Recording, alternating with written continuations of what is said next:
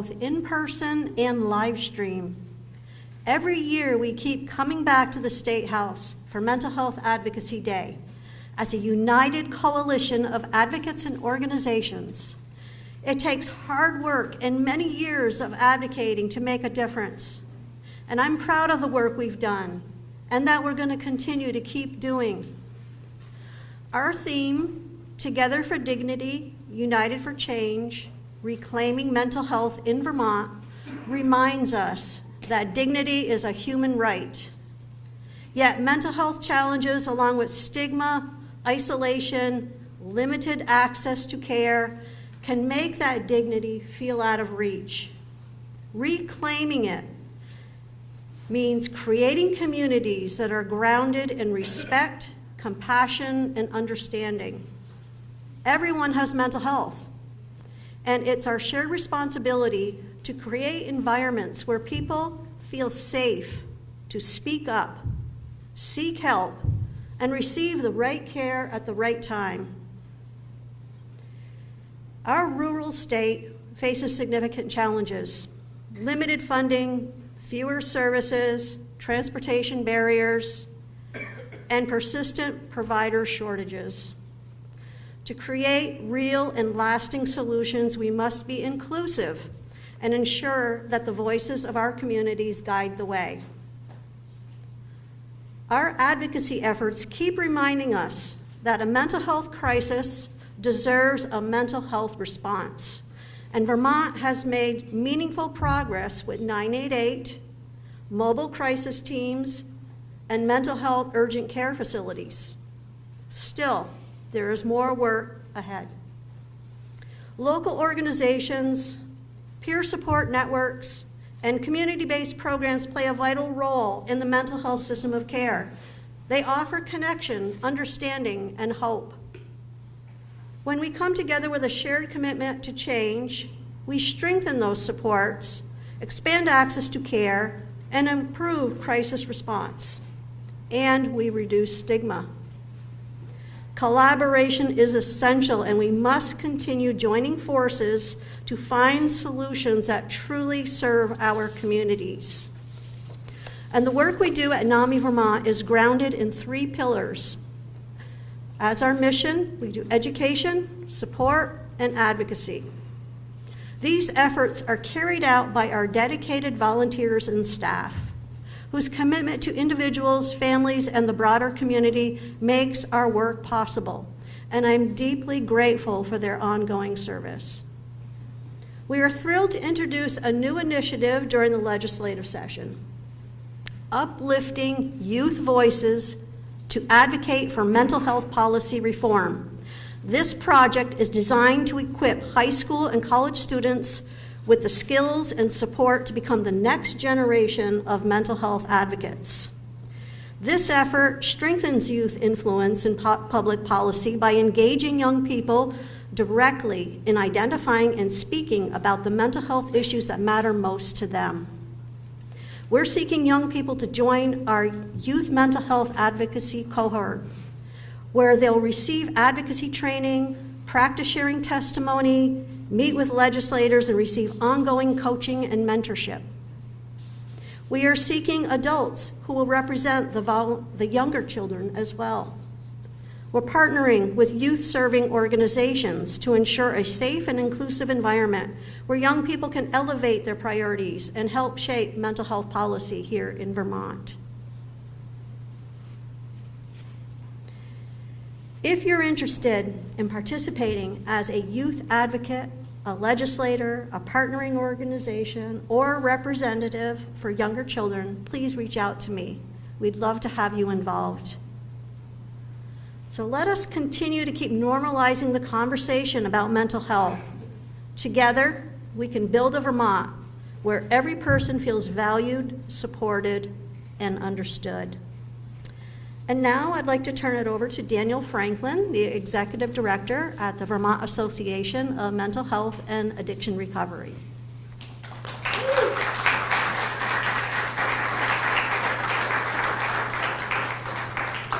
Thank you, Laurie. As Lori mentioned, I'm Daniel Franklin. I'm the director of the Vermont Association for Mental Health and Addiction Recovery. Welcome to the 11th Annual Mental Health Advocacy Day. I do just want to express a few words of special thanks to my colleagues who helped plan this day, and Amy Johnson and Amy Rose from Vermont Care Partners, Martina Anderson from VAMHAR, and our fearless leader for all these years, the amazing Lori Emerson. Please.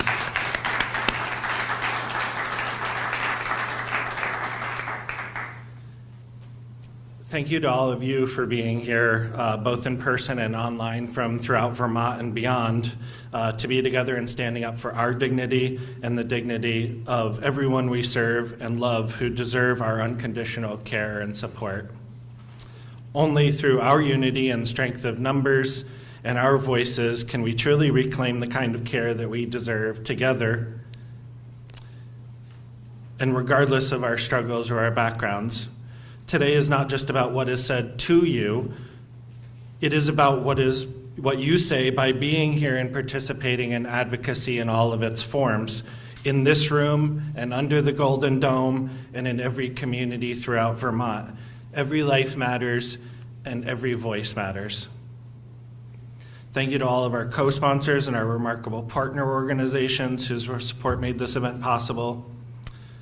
Thank you to our artists who shared their art for our slideshow this morning, and we appreciate the Howard Center Art Collective who helped to get the word out. We're honored and thankful to have our ASL interpreters, Sierra Mangum and Lisa Kingsman. So from Vancro, thank you so much for being here.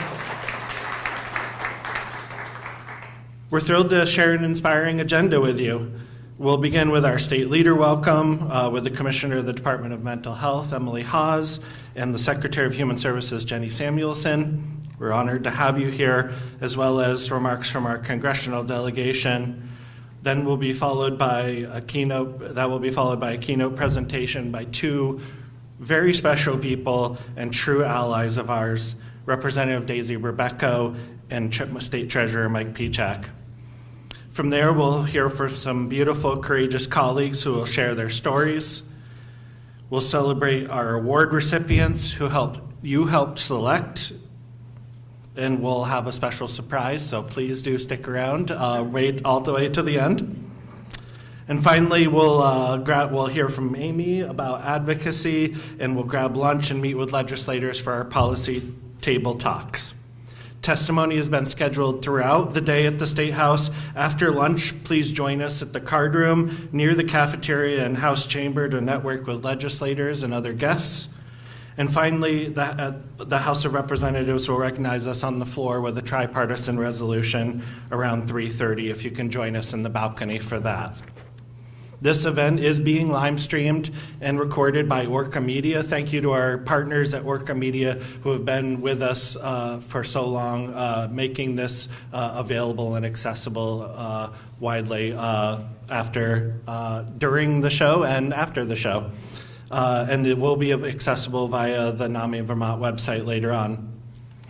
If you need support during this event, please don't hesitate to reach out to any of our colleagues back at the tables, at the NAMI Vermont tables. There are also lots of resources, including some text lines and 988 and other types of support services. At the end of the event, an evaluation link will be displayed on the screen. We ask you to take a minute to share your feedback with us, and we'll email everyone a link to the survey later. And with that, I'd like to turn it over to my colleague, Amy Johnson from Vermont Care Partners.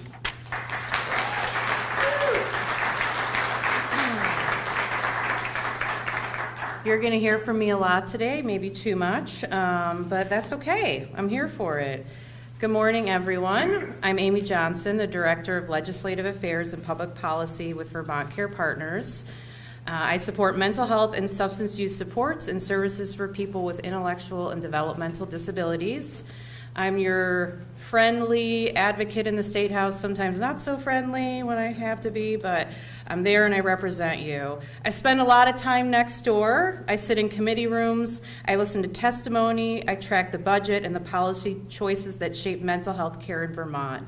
And I can tell you a lot of important decisions are made there every single day about people's lives, their care, and their dignity. It's critically important that those decisions are made with the voices of the people most affected fully in the room. So let me start by saying this loudly and clearly. Welcome to the People's House. It's next door, but pretend we're there. Close enough. This place belongs to you, not just to elected officials, not just to agencies, not just to advocates like me, but to Vermonters. And our democracy works best when the people who live this, who work in this, and who are impacted by it show up and claim their space. When I first started working at the State House, I set a goal for myself to do 3 hard things every single day. It was exactly what I needed to push myself to speak up, to ask uncomfortable questions, to have conversations I might otherwise avoid. Over time, those hard things didn't feel so hard anymore. Not because the work got easier, but because doing what's right stopped feeling scary. And those small, hard actions taken consistently ended up having real, lasting impacts for people across Vermont. That's a reminder I come back to often. Change doesn't come from grand gestures alone. It comes from showing up and doing the hard things again and again. Especially right now, at a time when the world feels heavy, when federal uncertainty is real, and when so many people are carrying fear, grief, and exhaustion, it can be easy to feel powerless. But here in Vermont, we have something incredibly important: proximity and access. The ability to show up and say, this matters and here's why. Mental health care matters. Mental health care is not a side issue. It is not a secondary care. It is not something we talk about only when there's a crisis, a headline, or a public safety concern. It is health care, full stop. And it is a critical part of the system of care that keeps our communities functioning, our families intact, and our people alive. And yet, mental health remains one of the most stigmatized areas of healthcare we have. People living with mental health needs are too often blamed, feared, or treated as problems to be managed rather than people to be supported. Workers in the system are stretched thin, under-resourced, and asked to hold together care with goodwill and grit instead of real investment. We talk endlessly about the need for services, but far too often the funding and policy choices don't match the rhetoric. And here's the truth I want to say again. Mental health matters. We cannot cut, constrain, or sideline mental health care and then act surprised when systems fail and people fall through the cracks. And we cannot keep making decisions about communities without listening to them. That's why today matters. Today is about reclaiming mental health, not as a talking point, but as a shared responsibility and a shared priority. Dignity is not something the system gives people when it feels generous. It is something every person already has and something our systems are obligated to respect. Dignity means having a voice in decisions that shape your life and your care. It means being heard before policies are written, budgets are finalized, and consequences land. Nothing about us without us. Care that honors dignity means care that meets people where they are and treats them like the full human beings they are. Care delivered in the right place, at the right time, at the right level, not because it's cheaper or easier, but because it's right. And dignity also means voice. It means refusing to stay quiet while decisions are made that shape your care, your work, and your lives. It means showing up here in this building next door and reminding folks that mental health belongs to the people, not just the system. Advocacy doesn't have to be fancy. It doesn't require knowing every acronym or bill number. I certainly don't know them all. It starts with telling the truth clearly, calmly, and persistently to the people making decisions. Today is about amplifying your voice, about reminding policymakers that your experience is expertise, and about making it unmistakably clear that mental health policy and funding should be shaped by the people who depend on it and deliver it, not just debate it in theory. So take up space today Ask questions, share your stories, make it personal because it is personal. This is how change happens in Vermont. People showing up together saying we care too much to let this be an afterthought anymore. This is the people's house over there.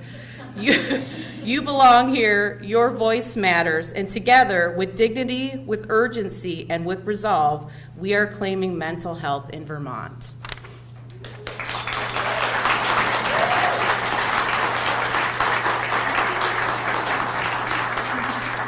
All right, I'm going to keep talking. Like I said, I'm up here a lot. So I have the honor of introducing our state and federal guests. And so I have written some bios. When people don't provide me with their bios, they let me take creative liberties. Don't worry, they're okay. So we're going to start with Secretary Jenny Samuelson, who's the Secretary of the Agency of Human Services. Secretary Jenny Samuelson brings deep experience in healthcare policy, payment reform, and public health to her role leading the Agency of Human Services, where she has served for approximately 3 years? 4 years. Again, okay. Prior to her appointment, she held senior leadership roles at the Department of Vermont Health Access and was a founding leader of the Vermont Blueprint for Health, helping shape major healthcare reforms, including patient-centered medical homes, community health teams, and the hub and spoke system of care. As secretary, she oversees Vermont's human services agencies with a focus on aligning programs, managing system-wide pressures, and ensuring essential services remain accessible and sustainable for Vermonters. So, Secretary, please come up.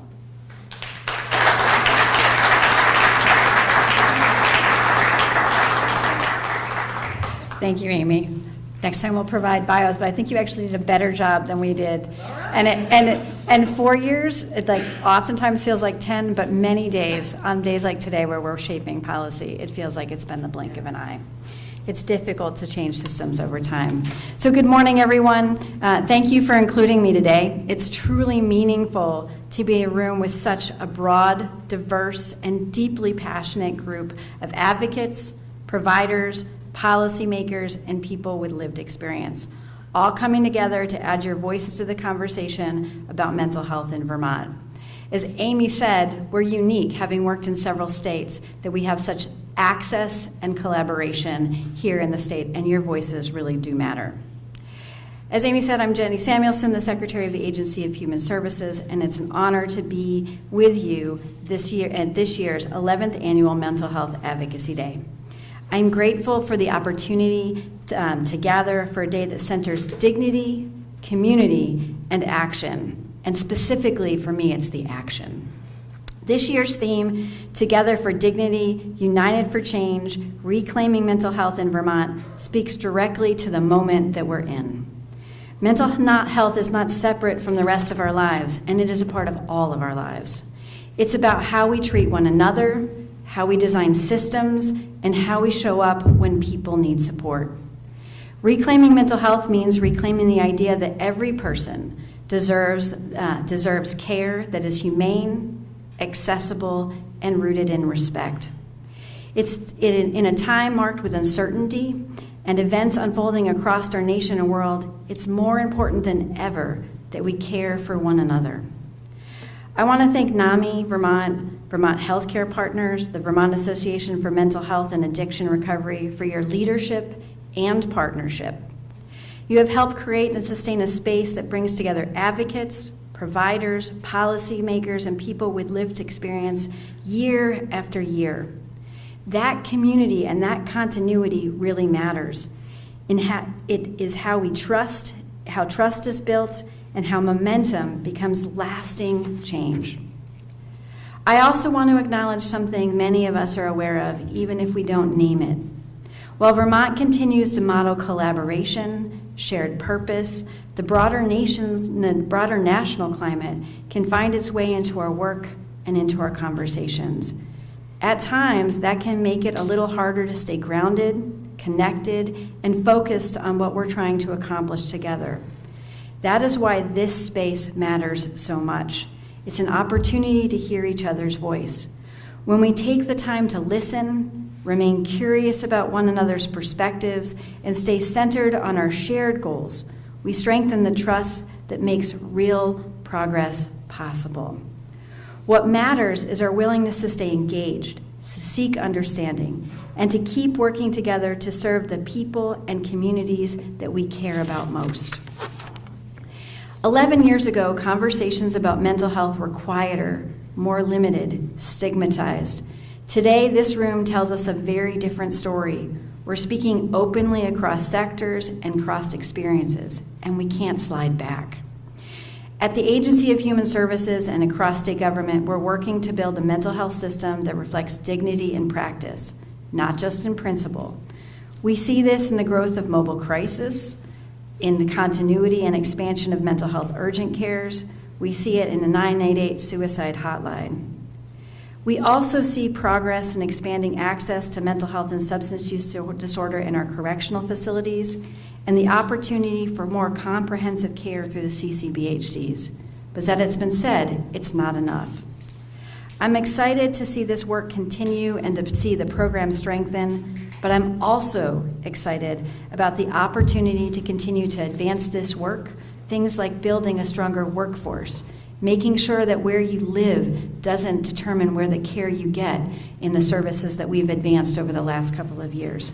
And we're able to do some of that work through the Rural Health Transformation Funds. And I look forward to working with the folks here in this room to really define what that looks like, because the best policy comes through collaboration. These are not abstract programs, and I want to be clear about that. They are often lifelines for people and for our communities. At the same time, reclaiming mental health also means being honest about what we are struggling with. Vermonters continue to face real and complex challenges, workforce shortages, housing instability, and ongoing uncertainty. Many of us in this room are carrying the weight of that every single day. It may be in different ways, but we all feel it. I want to thank you for showing up again and again, even when that work feels really heavy. Your commitment matters, and it is seen. Mental Health Advocacy Day reminds us that systems improve when people engage, when voices come together, and when dignity helps guide our decision-making. Thank you for your advocacy, thank you for your persistence, and thank you for the work you do every day to strengthen mental health in Vermont. I'm honored to stand with you, and I look forward to the conversations and actions that will come today and into the future.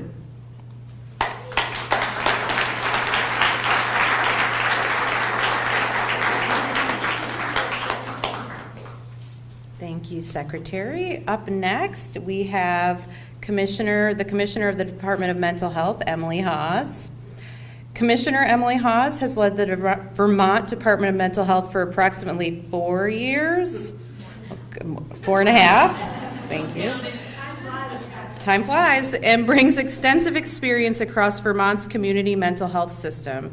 She has served in multiple roles at DMH, including Care Manager, Director of Care Management, Director of Operations, and CEO of the Vermont Psychiatric Care Hospital. As Commissioner, her leadership has centered on strengthening the crisis continuum and supporting a system where Vermonters can access the right care in the right place at the right time, which is very important. So, Emily.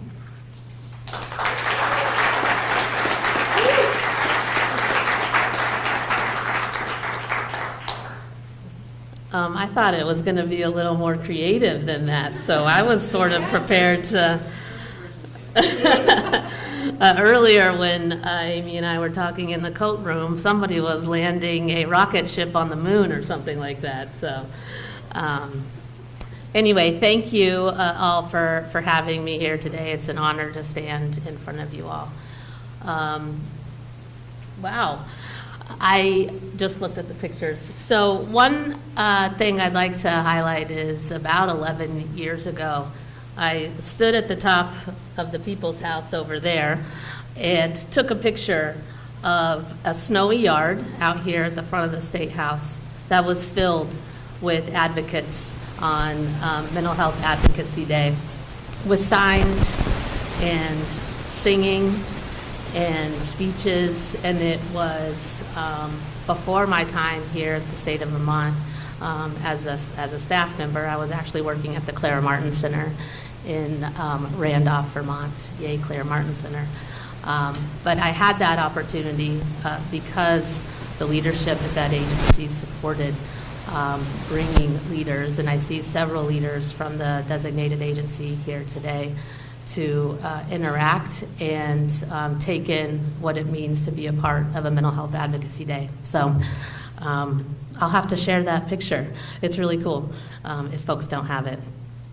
Anyway, I rambled and went off my script, which is not uncommon, but I'll stick to what's been prepared for me as well. So, like I said, good morning, Emily Haas, Commissioner for the Department of Mental Health. I'd also like to give a special thank you to the hosts of this important event. Thank you to the National Alliance on Mental Illness of Vermont, more commonly known as NAMI, Vermont Care Partners, and the Vermont Association for Mental Health and Addiction Recovery. I don't know where you went. There you are.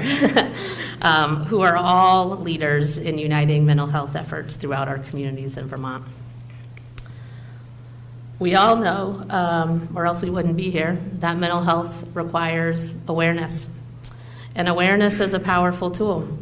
It helps spark positive change, and it unites us as a community in supporting one another. We have done a lot of work to raise awareness and to reduce the stigma surrounding mental health.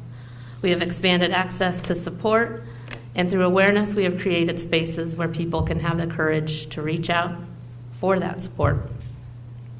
Just this year alone, we've come close to hitting our goal of answering 90% of 988 calls within the state.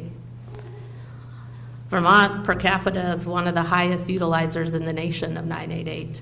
And that is because of the advocacy work that Vermonters have done to make sure that our community members know 988 and can call that, and then also the agencies who are picking up the phone, NCSS and Northeast Kingdom Human Services. So thank you. Mental health challenges impact roughly 1 in 5 Vermonters each year, but the impact goes far beyond those who directly experience them. Mental health is not just an individual issue. It touches friends, families, colleagues, loved ones, and even the strangers that we are encountering every day. Every person in Vermont either experiences mental health challenges, is closely connected to someone who does, or will interact with someone who does at some point in their day. So mental health is therefore a community issue for us to talk about and think about. Awareness is also just as important for those who support loved ones as it is for the individuals experiencing challenges themselves. And awareness also matters for all community members who may interact, sometimes unknowingly, with someone who may be having a difficult time. And this is why events like today are so meaningful. They give us a chance to pause and remember to treat those around us with compassion and empathy, because you never know the struggles that someone is carrying. And it makes us all a united community. The community must also unite in support of individuals with a mental health condition. Compassion gives folks with a mental health condition dignity in their daily lives. Support gives folks with a mental health condition dignity as they manage what seems ordinary to many. And awareness is a start, and through unity, positive change can happen. Being united in the community helps professional caregivers secure funding, receive training, perform research, reach individuals in need. A united community creates a safe place for folks with a mental health condition to feel accepted and thrive. And a united community brings positive change, and positive change will help Vermont reclaim mental health. So I'd like to thank you for having me here today. It's wonderful to see the turnout and continuing to see this turnout grow every year. And at some point, when it's not negative 180 degrees, we can be outside on the people's lawn with signs, doing the fun stuff out there that really gets people energized. So thank you for having me today, and I look forward to hearing the personal stories and from the other leaders in the state.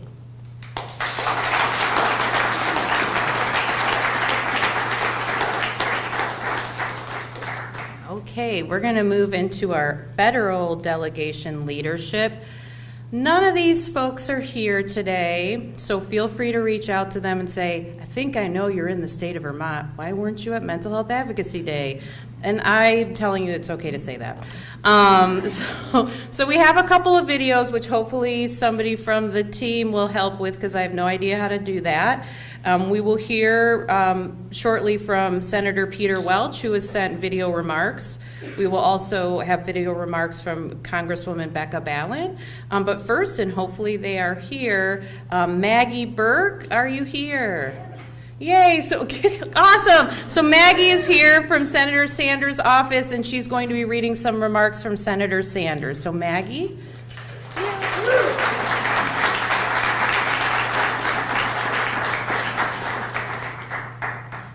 Good morning. It's an honor to be here on behalf of Senator Sanders. He actually is in D.C. this morning, I promise. He would love to be here. There is a lot going on right now in D.C. I'm an outreach representative for Senator Sanders. I cover the issue areas of healthcare, veterans, seniors, disabilities, first responders, and recreation, just a couple. I travel around the state and get to be Senator Sanders' eyes, ears, and often his voice. If you haven't met me before, it's because I'm relatively new to the office and drinking from a fire hose as I learn to navigate all of the different things that are going on here in the state. But I'm really, really grateful for all of you and for all of the work that you do. In my free time, I have a weird hobby of being a paramedic. So I see firsthand in the evenings sitting there with a patient who may be needing to access mental health care. And you all, those of you that are doing the work, are heroes in this state. So thank you for that. I'm going to read this letter from Senator Sanders. I'm not great at my Bernie impression, so please just use your imagination of what his voice would sound like and the hand movements as I read it. So, dear friends, thank you for gathering to advocate for a strong and fair mental health care system in Vermont. Let me be clear. Mental health care is health care. Mental health is a central component of overall well-being. It is imperative that the many people who cope daily with some type of mental health condition have access to the care they need. Unfortunately, I hear all too often from Vermonters who struggle to access and afford mental health care. In the wealthiest country in the history of the world, we must guarantee health care as a human right. We all know that insurance coverage for behavioral health and mental health care services often lags behind coverage for physical health care services. When people are in crisis, they need help today. They should not be put on a waiting list to be seen months from now. That is why I introduced the Medicare for All Act in the last 5 sessions of Congress.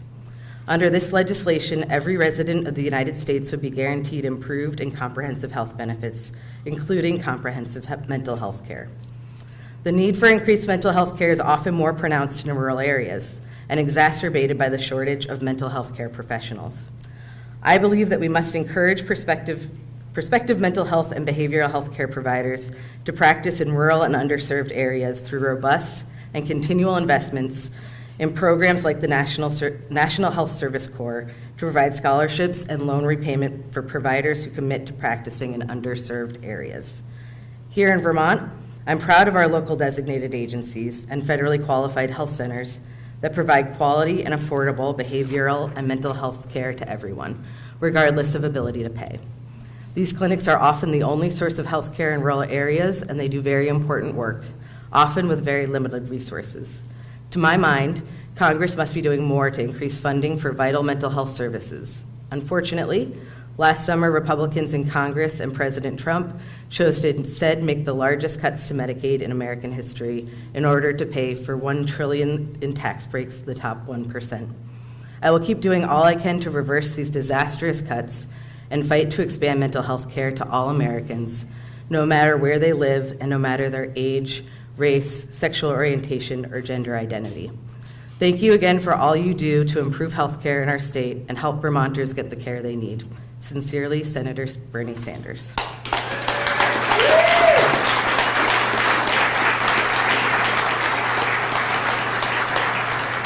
Thank you so much, Maggie, for being here. And I just want to say, and I think this is important, We have a pretty kick-ass federal delegation. We really do. And I will say, when we talk about proximity and access, though they're not always here, they're often in DC, they are accessible to all of us. I think many of us in the room have met with our senators and congresspeople directly, because when they're here, they want to meet with you directly, and when they're in DC and you go there, they'll make time for Vermonters, and especially mental health care. That's a priority area for all three of our delegates.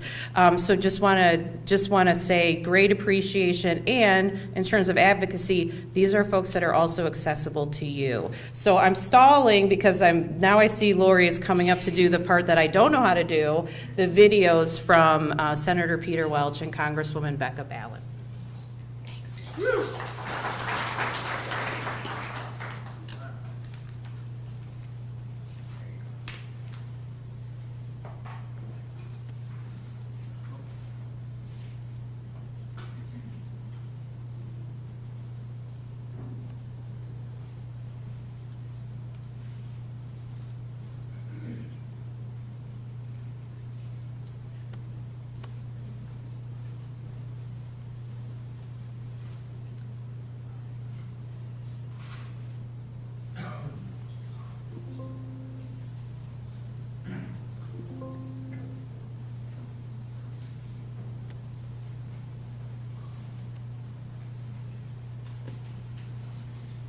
Okay, we're getting there.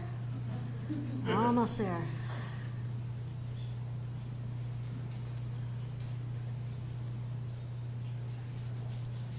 Hi everyone, Peter Welch here. Your theme this year, Together for Dignity, United for Change, Reclaiming Mental Health in Vermont. It focuses on fighting the stigma that people with mental illness often face, and ensuring that we continue to work to improve the lives of Vermonters with mental illness. Dignity is the foundation. Okay, we'll start again. Hold on. This is always the most challenging part. Yeah. All right.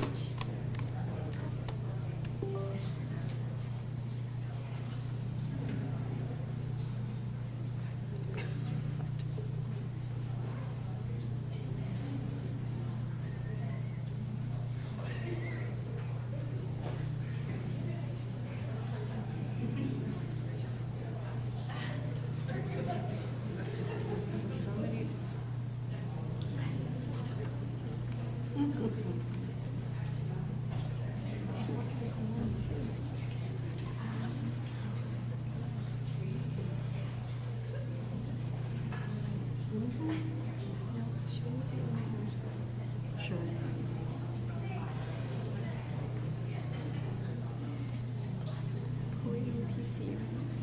Mm-hmm.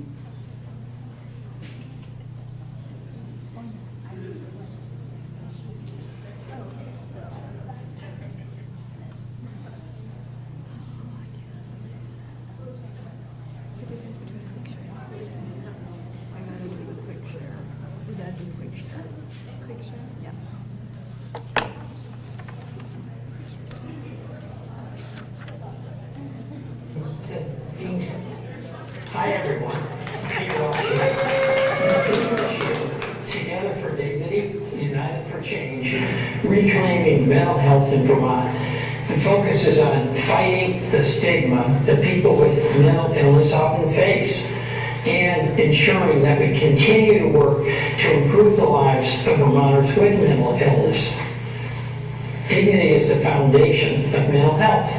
It means that being seen as a whole person and not as a diagnosis. It means being believed when you say that you're struggling. It means having access to care without having to explain yourself or have long waits or unnecessary barriers. But for too many Vermonters, dignity is still something they have to fight for. When we talk about reclaiming mental health, we're acknowledging something important. Mental health doesn't belong only to systems, to institutions, or policies. It belongs to people. It belongs to families, to neighbors, schools, workplaces, and communities. Reclaiming mental health means shifting from crisis response to prevention, from isolation to connection, from silence to shared responsibility. Across Vermont, people are working very hard to address stigma. Advocates, clinicians, educators, first responders, and families, and individuals with lived experience. What makes the difference is when we do it together. So as you meet today, let's commit to listening deeply, acting boldly, and staying connected beyond this room, because reclaiming mental health in Vermont isn't the work of one organization or one moment. It's a shared movement. Thank you. Hello, Vermont. I'm Congresswoman Becca Allen. Mental health care is health care, period. And supporting Vermonters' mental health is essential to strong families and healthy communities. On Mental Health Advocacy Day, I want to thank everyone who does this work every day. The providers, the advocates, caregivers, and neighbors who show up and help break down stigma. Ending stigma starts with talking honestly. Anxiety, depression, trauma, and stress are part of the human experience. No one should feel ashamed for needing help. I hear from Vermonters across our state about the mental health crisis. Not just doctors and nurses, but parents, teachers, students, and first responders, and also the employers who see the impact every day. We're in the middle of a national mental health crisis. And at the same time, the Trump administration has shown a willingness to slash healthcare and limit access. Here in Vermont, too many schools are reporting rising concerns about anxiety, depression, and trauma among young people. That's why we have to push back and expand access to mental health care, especially for young people. Over the past year, I've introduced legislation to confront this crisis, including the Transgender Healthcare Access Act and the Peer Education and Emergency Response for Mental Health Act. I've also called out harmful rhetoric from RFK Jr. that stigmatizes mental health treatment, because words matter. In Congress, I will keep fighting to expand access to care, securing funding for mental health services, and I will continue to challenge stigma wherever it exists. Everyone deserves affordable, comprehensive health care, including mental health care. If you or someone you know needs help with a federal agency, you can call my office. Just call us at 802-652-2450 or visit ballant.house.gov/contact. Take care of yourselves, check in on your loved ones, and rest when you need to. Onward with courage.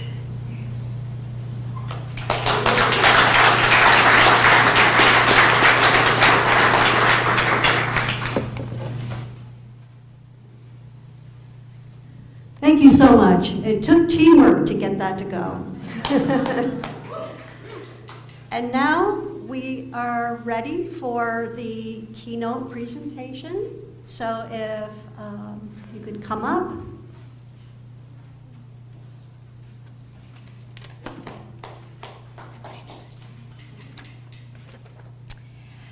I get to introduce you all to our keynote speakers today, but I probably will have a little bit of a preamble because I am known for this. My name is Martina Anderson. I get to work for the Vermont Association of Mental Health and Addiction Recovery, and I am so excited to be here today to welcome you to Mental Health Advocacy Day 2026. I want to start off by saying I'm so glad you are here, not just because you showed up, but thank you for showing up, but because you showed up for something that matters deeply. Mental health advocacy is not theoretical, it is not abstract, and it is certainly not something we only talk about when it is easy, convenient, or comfortable. Mental health advocacy is personal, it is lived, and it is urgent. And this year's theme captures this beautifully. Together for dignity, united for change, reclaiming mental health in Vermont. Reclaiming, that word holds so much. Because for too many people in our state, mental health has been treated like something to manage quietly, survive silently, or even apologize for. But today, we are saying no, not anymore.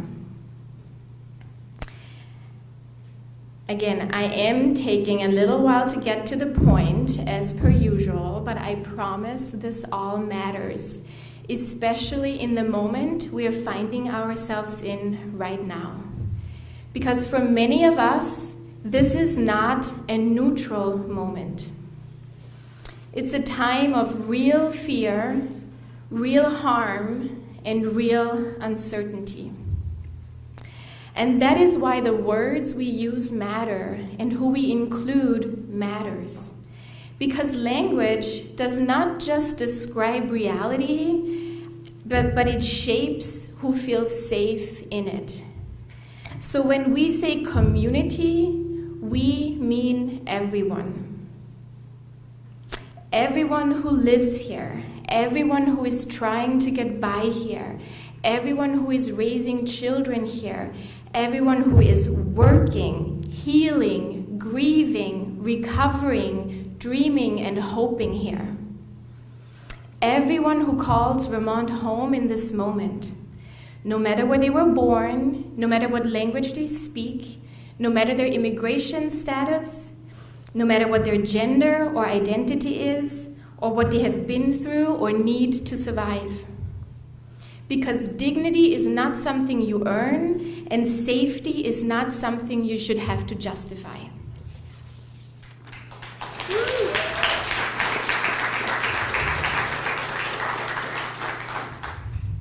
And at the same time, I also want to make space for gentleness. Because advocacy takes courage and it takes energy. Many of us are carrying stories we don't always share out loud. Some of us are here because of someone we love. Some of us are here because of what we have survived. And some of us are here because we're still in it. So please take care of yourself. Breathe deeply, hydrate, step outside if you have to, lean on one another. Because we can be honest and tender at the same time, and we can be fierce and gentle at the same time. And now, without further ado, it is truly an honor to introduce our two keynote speakers of the day. Two leaders who reflect this theme through their work, their values, and their commitment to Vermont and beyond. First, Representative Daisy Berbecco. Daisy brings a deep commitment to people-centered care with experiences spanning global health, national leadership, and community-based work in Vermont. In the Vermont General Assembly, she's focused on making mental health and substance use systems more responsive, more equitable, and more affordable. Because dignity should never depend on your zip code, your income, or your ability to hold it together. We are also honored to welcome State Treasurer Mike Pichek, a public servant shaped by a family rooted in service, including his mother's founding of St. Bridget's Soup Kitchen, which continues to serve neighbors in need today. As treasurer, Mike has focused on smart investments that lower costs, strengthen our economy, and give people across our state a fair shot at success. Because stability and opportunity are not separate from mental health, but they are mental health. So I hope all of us here today leave with full hearts and a clear call. Keep showing up, keep asking for better, and keep sharing your truth. And when the work gets hard, which we know it does, when it gets slow, frustrating, complicated, or painful, do not check out. Do not look away, but look around this room right now. You are not doing this work alone. We are not doing this work alone. Together for dignity, united for change, and absolutely determined to reclaim mental health in Vermont. So please join me in first welcoming Representative Daisy Burbeco, and then we'll have Mike,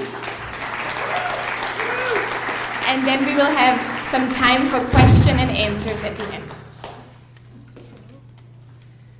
Good morning, everybody. How are we doing? These are tough times. We're all weathering some pretty significant change in Vermont and in our nation. This is political change, and it's going to impact the way that mental health and substance use prevention and recovery happen for all of us. Just last week, we had this 24-hour period where we thought we'd lost all our funding for Project Aware and Mental Health First Aid, two things that are near and dear to me. All of us probably, hopefully. And it was restored, but I think a lot of us haven't quite maybe restored our trust in this administration's ability to protect our well-being. So we need to look to each other. That's why we're here today. We're used to fighting hard for our funding, though, and for our well-being. So this Mental Health Advocacy Day, we have a choice to embrace this change that's sweeping over us. And part of that might include not recycling some of the same terms that we use, right? Personally, I think we can do better than let's thrive, not just survive. How many times have we heard that one? Or mental health is health. Let's break the stigma. Those are, yes, all very important things. They've got us to where we are today. But I think we can do better. And I think the organizers of our event today, NAMI, Vermont Care Partners, and VAMHAR, I think they also know that advocating and raising awareness isn't the same as solving a problem. I think they know that today we have to be together for dignity and united for change, because it's time to reclaim mental health in Vermont. That's a clear call for us to work together and to make change here and define it on our terms. Our organizers today, they also know that we've been advocating for a long time. Those of us living with mental health struggles are advocating, families are advocating, providers are advocating, communities are advocating. But I think what we're really struggling with as a state and also as a society is alignment between what people experience, what our providers are asked to deliver, and what policymakers are willing to fund, regulate, and stand behind. So today I want to talk about that gap and how we close it to really reclaim mental health in our brave little state. First, I want to address my folks with lived experience. If you're someone that's had to fight to be believed or to get an appointment, to stay housed, to stay connected, or just really to stay alive, you're not the problem. Maybe you've been told to be more patient when you were in a crisis, or you were discharged too early because someone needed your bed. You might have been handed a hotline instead of real care that you deserved. Maybe you have a kiddo that's out of state because we just don't have space for them in Vermont. And I'm sorry. Maybe you've been blamed for not engaging in a system that was not built to engage you. And this isn't a personal failure. Not a personal failure. This is a system design failure. And we see the consequences of it every day. In Vermont, we consistently rank among the highest states suicide rates in the nation. We lose one Vermonter to suicide about every 3 days. And people living with mental health challenges way too often are asked or just forced to be resilient. instead of us just asking our systems to be more humane and to make investments that follow those values.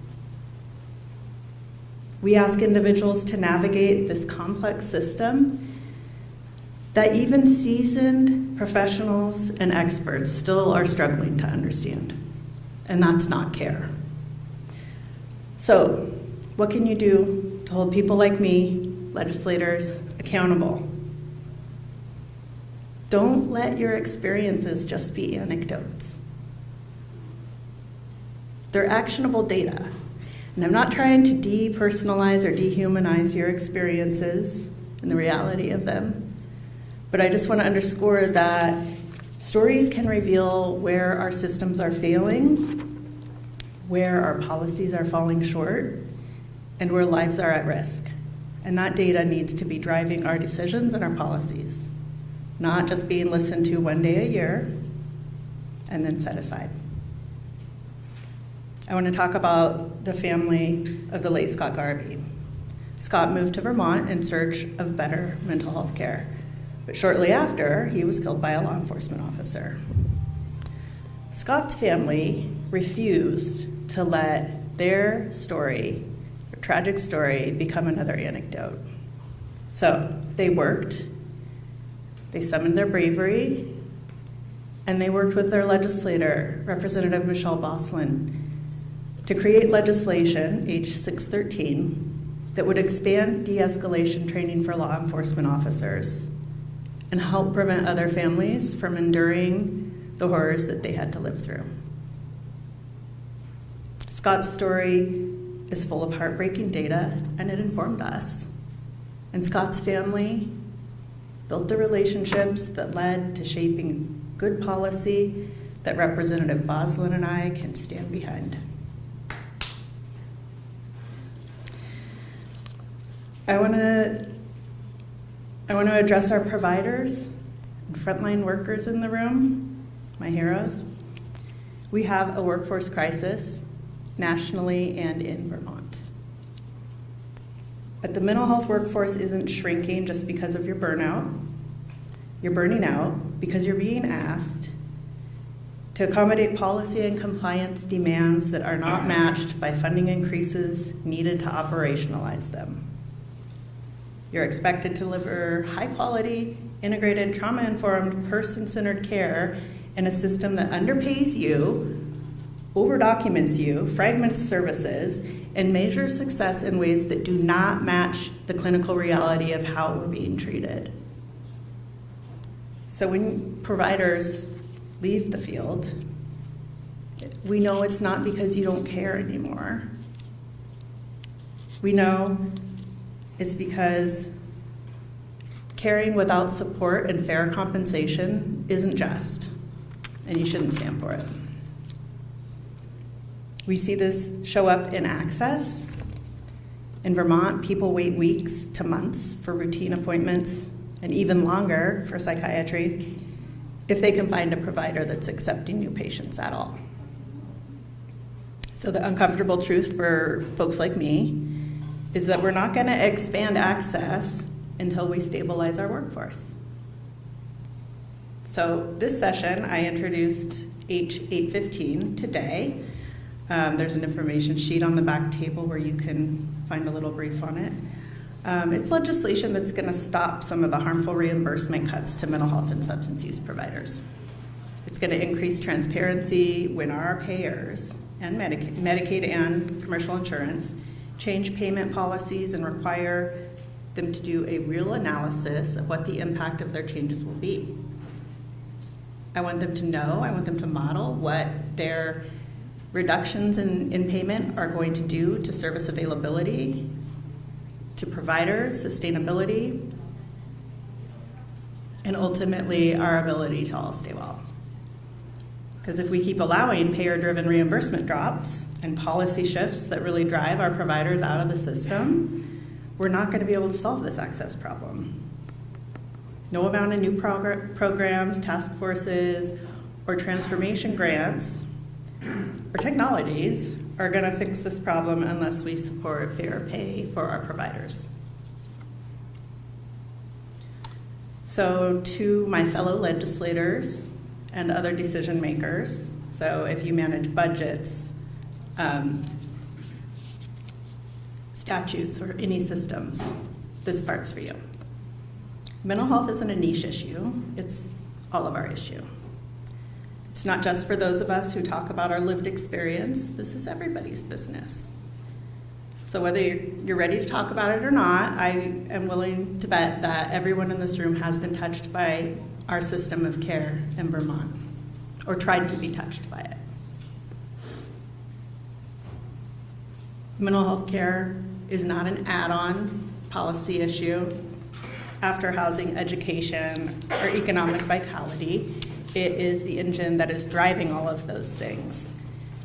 And we know that because if mental health care fails, we see our emergency rooms end up as psychiatric waiting rooms. We see school staff become uncompensated care providers. We see our prisons become treatment centers. We see families become case managers. And that's both more expensive and it's also more harmful. So we can't legislate our way out of underinvestment, and we can't regulate compassion into our system as much as I wish we could. And we can't keep asking our local communities to just absorb what the state refuses to address upstream in people's lives. So I think that mental health policy and funding has to move from crisis response to person-centered human design. Not easy to do. It means improving care for well-being, not just managing symptoms. It also means protecting the heart of mental health care, which is our human relationships, right? So that's why I'm introducing H816 today, which draws a really clear line that nothing, including artificial intelligence, can replace the relationships that peers, that care providers, or any clinical judgment can offer in mental health treatment. Technology, I definitely want it to help you with scheduling, with documentation, and creating efficiencies so you can focus on the things that you went into this field to focus on. But people deserve qualified professional treatment, not unregulated technologies. So, when I say that we have to move from crisis response to person-centered human design, I want to talk about prevention because it matters, and that's where we begin. Right now, a lot of our funding flows to emergency or crisis response, hospitalization, or high acuity care after things have fallen apart. And meanwhile, our school-based supports, our peer programs, early intervention, and family supports are often first to go when it comes to conversations in appropriations or when the governor is drafting his budget. And that is just backwards. If we're serious about reclaiming mental health in this state, I think we have to really invest upstream, and that's going to take some bravery. So I've introduced two bills that focus on prevention and early support in our schools. H817 strengthens mental health literacy and substance use prevention in our schools by implementing evidence-based curricula and helping students to recognize challenges and build wellness skills. And it launches a peer-to-peer mental health support pilot in secondary schools. Also, I'm introducing H818, which creates voluntary evidence-based mental health screening programs in schools. It has strong privacy protections, and also parental consent is required so that students who are struggling can be identified early and connected to supports before they come to a crisis. So both those bills are about catching problems sooner. They're about reducing stigma, and they're about building a bridge between schools and our mental health system. Because prevention is not just compassionate, it's smart policy, and it's good economics. So focusing on care for well-being means funding those upstream supports that are going to keep our kids well, not just the expensive, very expensive downstream crisis response that we've been doing for decades in Vermont. We need to start funding prevention with the same seriousness that we do crisis response and treatment. We need to start building accountability that improves care and innovation rather than punishes providers with documentation and reporting requirements. I know you're underwater. And policymakers, we need to be listening. We need to really be listening to lived experience even when it makes us uncomfortable. And I think today, in the spirit of change that we're all experiencing, I think we have to think about what we want Mental Health Advocacy Day to evolve into. Awareness could become action and greater accountability of folks like me, right? We could focus on empathy, infrastructure, and again, back to our stories, the root of all of this change. Our stories need to be translated into data that can inform change for policymakers to take forward into actionable change. So we're going to have to ask some harder questions if we want to evolve the way that we advocate. We're going to have to ask, why do we accept that people wait weeks or sometimes months for care, sometimes years? I mean, my kids waited over a year for a therapist. That's unacceptable. How do we maximize our peer supports? That's another hard question we're going to need to look at.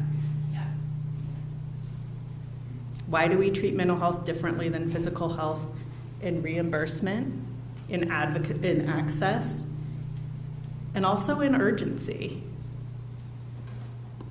There's no way that an insurer would ever propose to reduce nurse reimbursements by 24%. Never. And I think last, we have to ask, why are families like Scott Garvey's family left to manage the system, the navigating our system on their own? We can't let folks do this anymore. So I think we have a shared responsibility to remember that people with lived experience, wherever you are on the spectrum of experiencing mental health, recognize we're not asking to be saved, and providers aren't necessarily asking to be thanked and praised, right? People are just asking for a system that works more often than it fails them. And I don't think that's unreasonable. I think we can do that. I think we have to do it by designing systems that honor dignity, that honor continuity, and that honor true person-centered care. When we do that, we don't just improve our clinical outcomes, we improve the trust that grounds us in the communities where our wellness really truly begins. So, Mental Health Advocacy Day should leave us with more than just awareness of mental health challenges and connections. Hopefully we all come here and make some beautiful connections. But I hope that it leaves us all with some resolve to embrace this change that's facing our nation and our state. I hope we can be brave and united. I hope we can honor the people who are still here despite all the gaps in our system. I hope we can respect the providers who just keep showing up. And I think we need to challenge the people with power to use it boldly, to stop being so cautious. Because the status quo is just not working. So thank you for being part of this work, and I hope you'll join me in gathering some of the information about the bills that are on the back table, because that's where we begin. Thank you.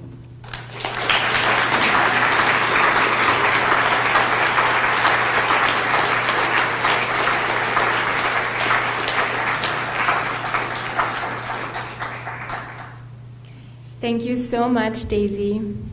And now we welcome State Treasurer Mike Pichek, and after we will have some time for Q&A.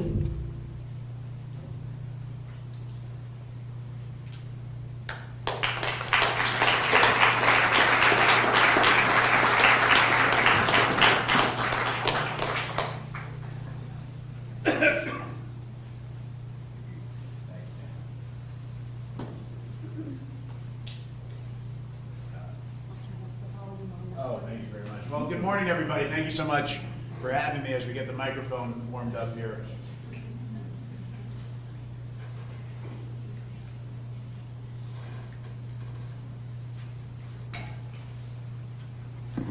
You might just turn up that switch.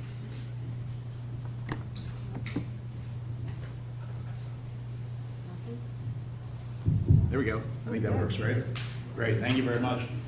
Well, again, good morning, everybody. I'm Mike Pichak. I'm the state treasurer here in Vermont, and I just want to first start off by saying thank you to everyone who's here for two reasons. One, thank you for everything that you do back home in your professional lives to improve the communities that you live in.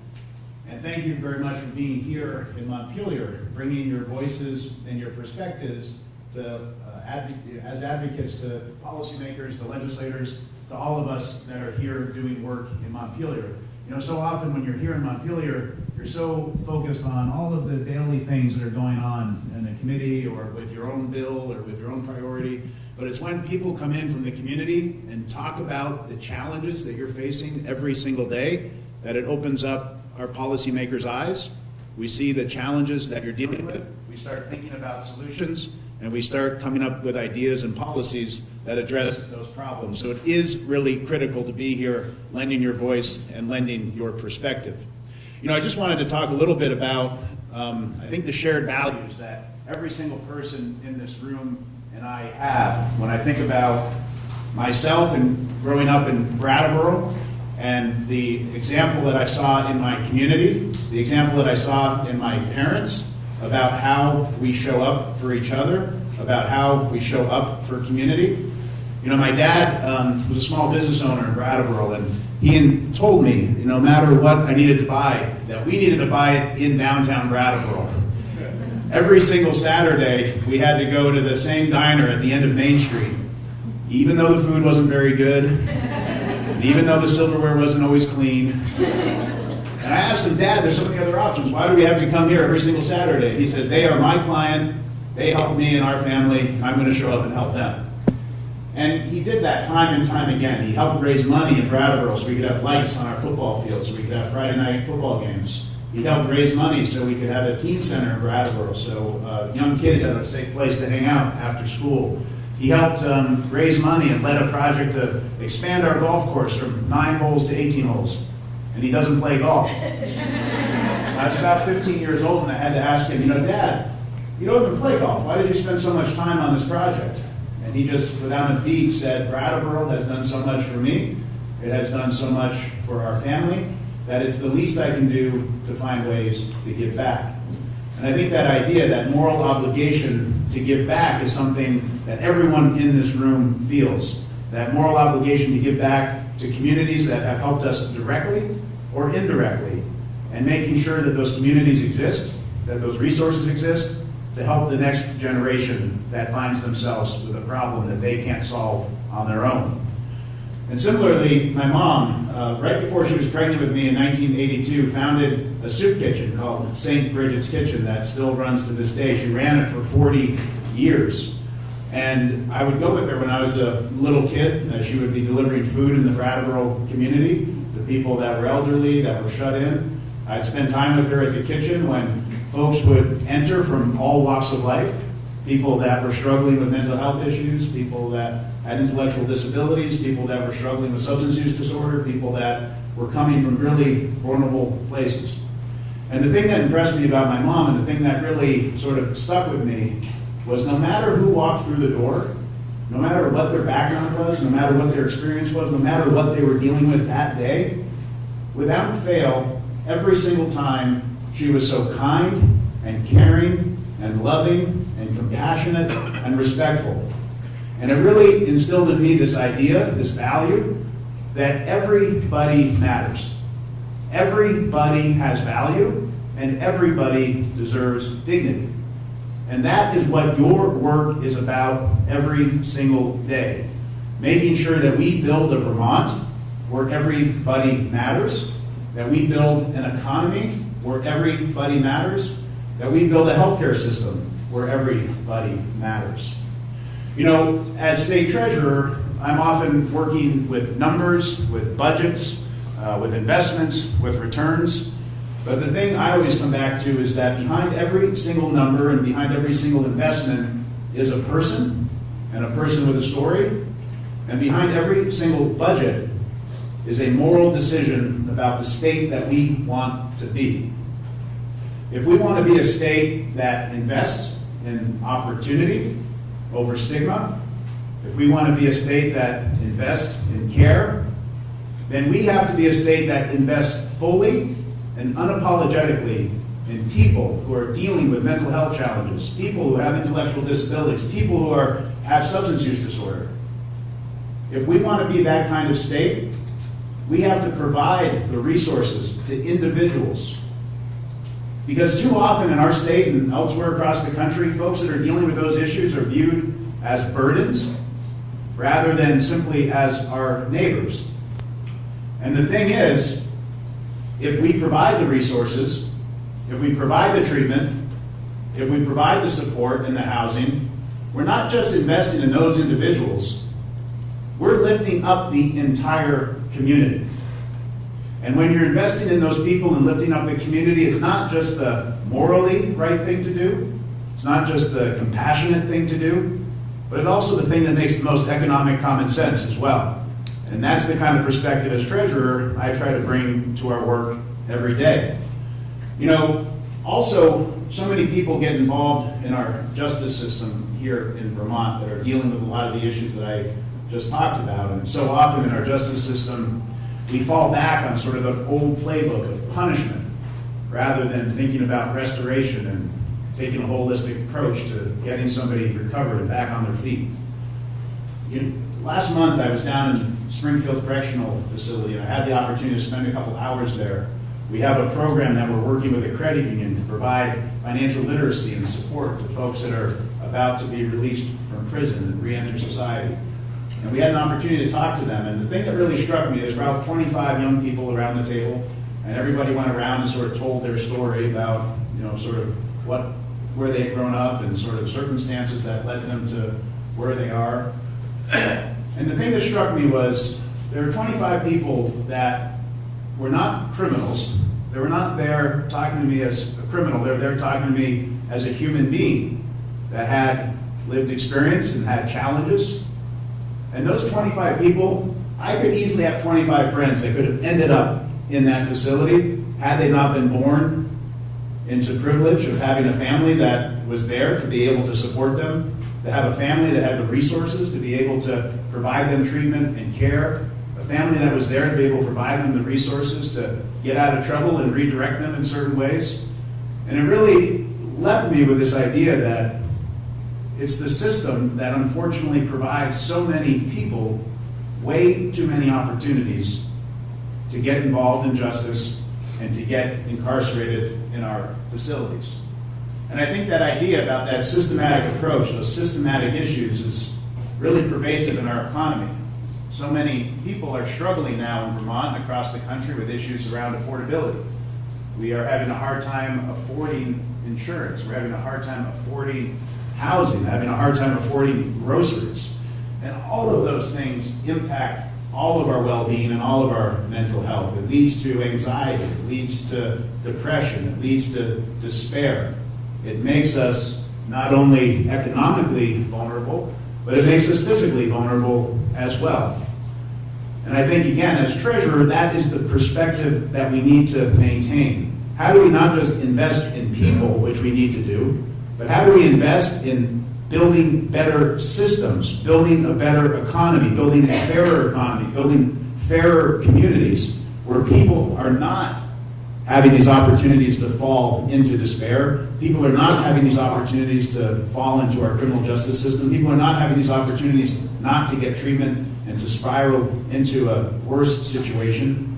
But they have the opportunity for hope, economic advancement, and they can see a vision for themselves that is better than the circumstances they currently have. You know, there are a couple of programs that we have launched in the last few years that go directly at this issue. How do we build a Vermont where everybody matters? How do we build a Vermont where everybody has those kind of economic opportunities? Last year we passed a bill to eliminate $100 million in medical debt for Vermonters that are feeling the burden of those unpaid bills. It's a program that, in my opinion, is really smart. It has a big impact without a big price tag. It's able to eliminate the $100 million in medical debt with a single $1 million investment by the state of Vermont. We've entered into a contract with undue medical debt, and we're starting to negotiate, purchase, and eliminate that debt now. We also prevented medical debt from being reported on individuals' credit scores as well, because too often the burden of medical debt is not just preventing somebody from going and seeing their doctor because they feel the shame, they feel the stigma, they're worried they're going to fall into even more medical debt, but it's also holding them back economically as well. Another program that we're launching is called First Steps Forward. It's a pilot program in the Northeast Kingdom. It's going to be for residents of Caledonia, Orleans, and Essex County. And the idea is that we're going to try to disrupt poverty, disrupt economic disadvantage at the earliest age that we can. It's a 3-part pilot. It's going to have something called a baby bond for every child born into poverty. So $3,200 is going to be set aside for that child, invested by our office. It's going to grow over time. And when they become an adult, they can use that money to buy a house in Vermont, start a business in Vermont, roll it over into their retirement, or for their education or job training. It's a long-term investment in people that provides hope, provides them the opportunity to stay here in Vermont and be able to afford to do so. It's also going to be coupled with a direct cash payment for the new mothers, $500 a month for at least a year, so that there is a little bit of breathing room in the family that that child is growing up in. It's also going to provide necessities like diapers and other childhood needs. So again, that new family has a little bit of extra breathing room, a little bit of extra space to focus on the care of their family and their child, rather than the anxiety and the concern that comes with living on the edge of poverty and economic strain. And then lastly, it's going to couple together the idea of providing mental health support for every one of those mothers as well, prior to and following pregnancy. By putting these 3 things together, we really think we can get a program that is dynamic, investing in the here and now that a child experiences on day 1, but also invest in their long-term well-being by investing directly into them with a baby bond. And the last thing I want to talk about is a program that we started 2 years ago that is now up and fully running. It's another economic empowerment program called Vermont Saves. I hope many of you have access to this program, and if you don't, talk to your employers about it if you don't have access to retirement to begin with. But it's a program that provides retirement access to individuals that don't have it currently through their employer. And all of the data shows that if you don't have access to retirement through your employer, you just don't save for retirement. And that means you're on track for a less dignified experience than when you're working. It means you're on track to live in poverty in your golden years. Vermont Saves launched last year. There's about 5,400 people that are actively saving in the program. Collectively, they've put aside $5 million for their future, for their retirement. We expect those numbers to grow exponentially over the coming months and years, so that these folks that previously were concerned and worried, and maybe they still are, but about how am I going to afford to retire, now have some empowerment.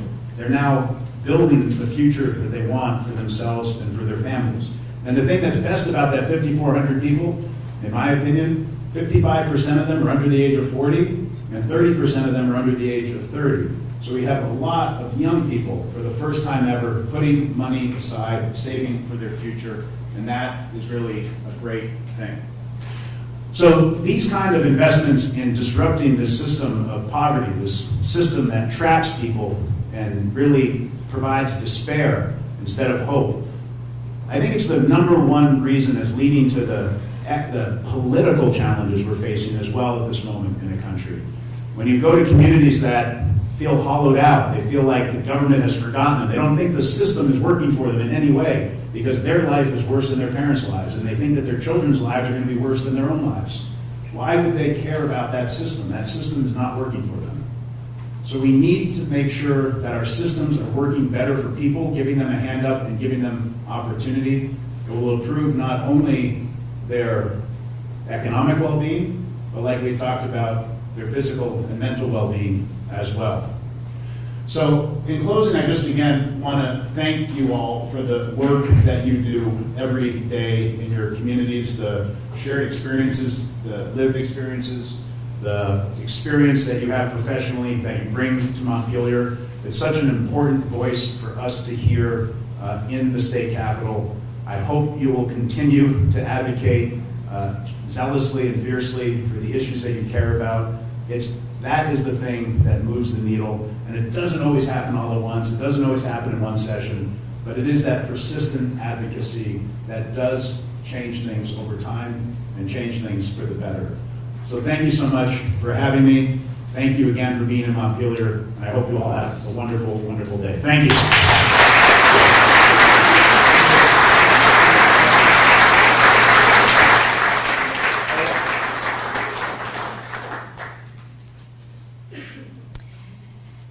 Wow, that was really two powerful and impactful keynotes. We have about 5 minutes for questions from the audience for either Representative Daisy Brebecco or State Treasurer Mike Pieciak. So I'll do my best to run around if we have a second person who wants to help me. Any questions?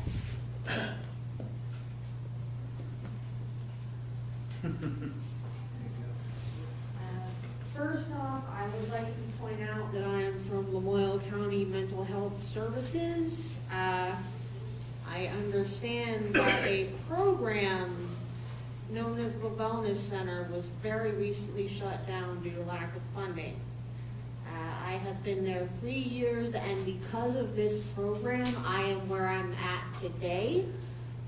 And I also understand that volunteering, whether it's at a library or a food shelf or animal shelter, that can also help with mental health. Yeah. So we're still adjusting to the change, but I'm just curious how you intend to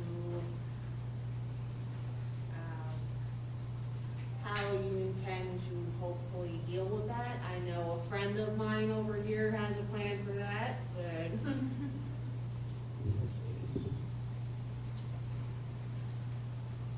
I should let the money guy take this one. You might want to stay there for a little bit. I think we have a lot of questions for the money guy. Well, thank you for your question. I mean, the general issues that we're having in healthcare and the ability to balance the costs and the access is like one of our biggest challenges I think we're going to be facing over the next decade. Vermont is one of, depending on whatever metric you look at, we're one of, if not the most expensive place to have health insurance and get health care in the country. And one of the challenges we have, think about the city of Boston. The city of Boston is about the size of Vermont population-wise, but it's condensed into a city. We have that same population spread over an entire state. So we just have the simple, structural, fundamental challenge of how do we deliver health care, but do it in a way that is spread out over a large geography, and a lot of that geography is really rural places without a lot of population density. And honestly, I don't think we've found the right solution yet. There are ways that we're investing in Chittenden County that I think are exciting, particularly with the Howard Center and the Emergency Department for Mental Health, but how do we do that elsewhere? And how do we provide more resources and access in our more rural communities? And we haven't figured out we haven't figured out the right balance yet. It's a real challenge, but some of it is going to have to come with transportation, improved access in local communities, thinking the right balance of what's provided in a small town versus the larger town that's nearby, and what are those services that can be provided at an affordable rate at both locations. We have to look at it not just in Lamoille County, but in every part of the state. Where I grew up, our hospital in Brattleboro is having a lot of financial challenges. In the Northeast Kingdom, the hospitals are having a lot of financial challenges as well. A lot of it boils back beyond just our healthcare policy to what are our policies around improving our demographics, building more housing, supporting our underlying economy, because we are running into this challenge of becoming a state that is older without a lot of young people. And when you're talking about healthcare or insurance of any kind, You want to have a lot of people paying into the system and not a lot of people pulling money out of the system. Because when you have that dynamic of a lot of people paying in and a lot of people paying out, it just makes it sort of this unaffordable spiral. So it's also something that fundamentally we're going to have to address over the next decade as well, if we're going to have the resources to be able to make sure we have access in our rural communities too.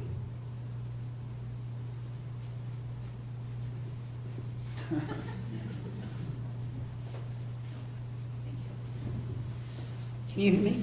Okay. So I had a question for you and a question for you, if that's okay. So I was wondering, you talked about the moms and the mental health support and the money that moms would get and the money that would be put away for the child. What if a child is residing with a father? Can that father get those same supports because they don't have a mom in the family? I somehow didn't speak into it, by the way. I'm sorry. You can restate the question. Yeah, so the question was, what about if there's a child that is living with a father and not with a mother? Will the father get the same kind of support if they're a single father? And it's a great question, and my answer off the top of my head is yes, because we're going to now make that the case. So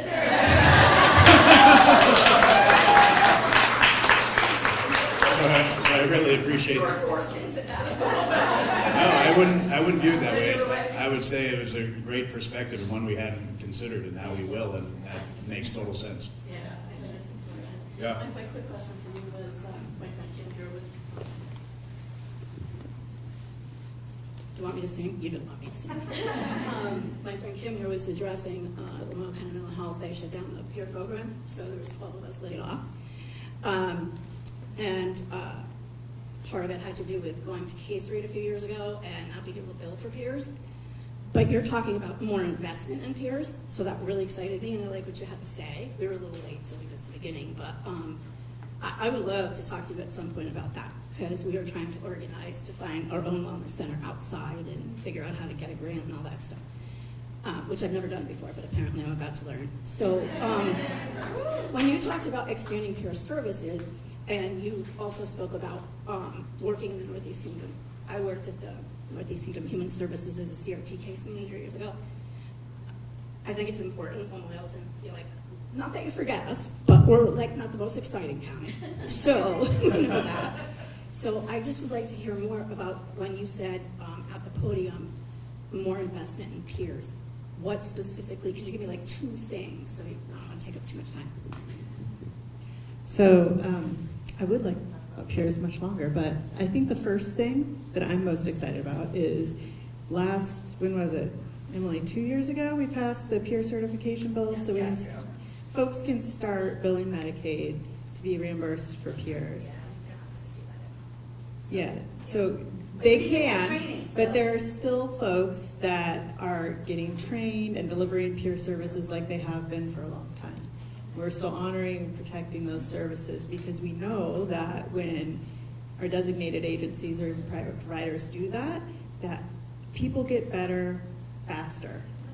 Yeah, and so when I'm excited about, or what I'm most excited about is that it seems all of our designated agencies are going for CCBHC certification, yes. And a requirement of becoming certified as a CCBHC is that you have to provide peer services.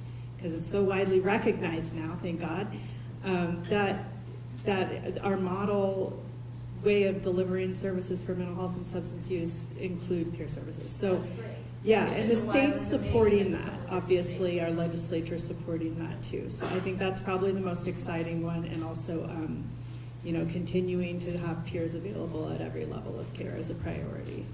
So much appreciated. Yes, we're trying to do that, CCBHC.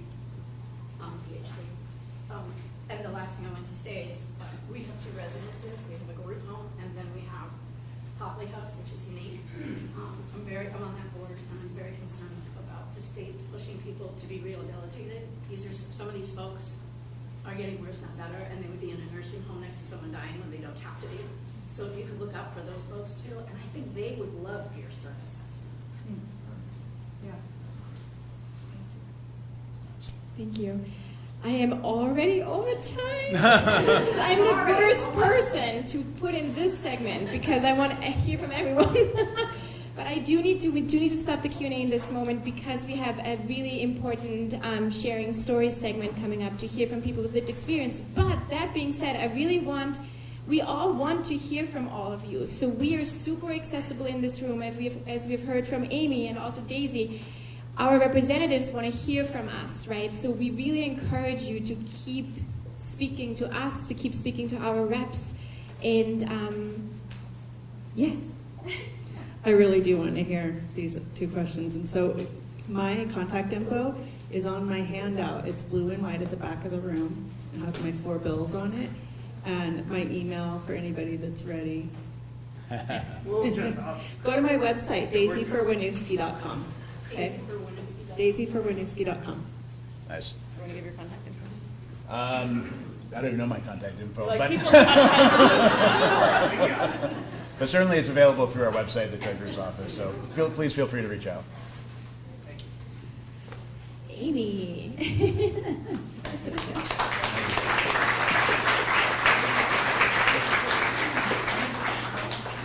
Wow, we might be outgrowing this space. Thank you, each and every one of you, for being here. My name is Amy Rose, and I am the State Policy Manager with Vermont Care Partners, and I am honored to introduce the storytelling portion of the day. Storytelling is a powerful and favorite part of Mental Health Advocacy Day. It is also a fundamental part of being human. Sharing a personal experience creates connection among people and between people and ideas. When we share our narrative with others, we create an invitation into our truth.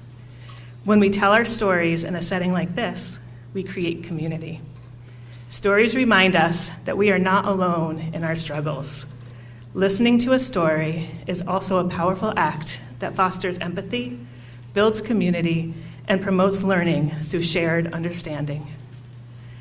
Some stories may be difficult to hear, and we invite everyone to practice good self-care. If you are here in the room, we have a support person. Megan Blanche, do you want to raise your hand? And great. Who is available to you. If you are joining us virtually, you can access support by calling 988. If you choose to share your story, we ask that you limit yourself to 5 minutes to create space for others to participate. Several people have signed up to share. If there's extra time, we will invite additional participation. I'd like to first invite up Jody Gerard.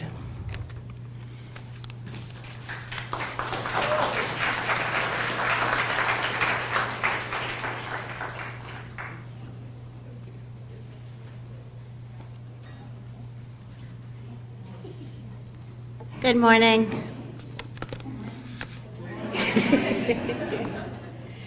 My name is Jody Gerard, and I have lived with severe mental health since I was a child, and I have been hospitalized here in Vermont over 40 times. So I have a little bit of knowledge about the system, a little bit. And Martin Luther King Jr. said, "But I know somehow, only when it is dark enough can you see the stars." I've had a lot of darkness, but because of all that hardship, I've embraced a lot of the lightness that I found in peace and others who are struggling. I guess my biggest thing that I would like to say is turning to the person next to you and listening, hearing them, being seen and heard has been the greatest gift that I have been given. Emily Dickinson talks about hope, and I believe there is always hope for people who struggle with mental health symptoms. She says hope is the thing with feathers that perches on the soul, that keeps the tune going and never stops at all. I believe so much. I have lost hope a lot, but I keep coming back to it. People keep giving me hope and reason to keep reaching out and helping others.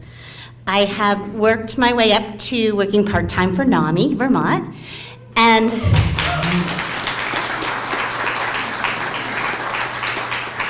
Thanks. I train others to share their story. Now, there's a thing that's around called MAID, which is Mutual Aid in Dying, and I have had conversations with people who have said, maybe this should be something for people with mental health. And I don't know how to say the word vehemently very well, so I'm going to say strongly. I strongly do not agree. I believe that we all have a sense of purpose of just being. So I want to change that acronym of MAID to MABE, Mutual Aid in Being.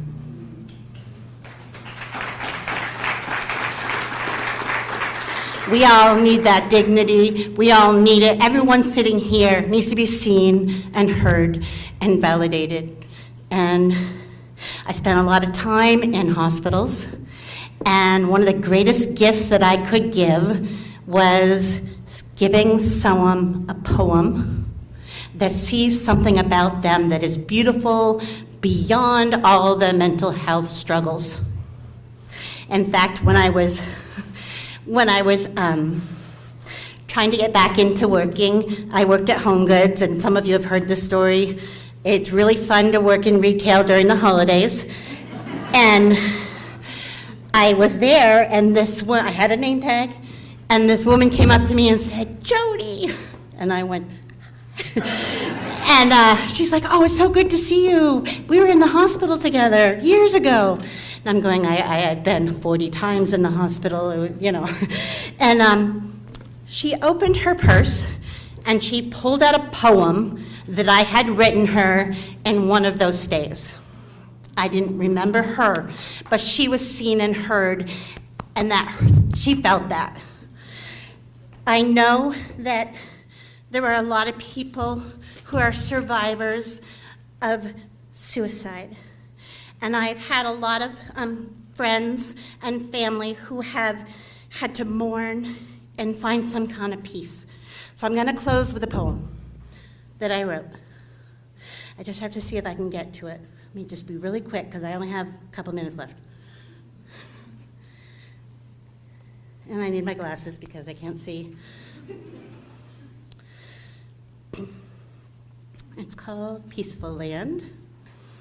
And I've given it to several people to try to address the pain and that people who are still here have with their loved one. So it goes like this.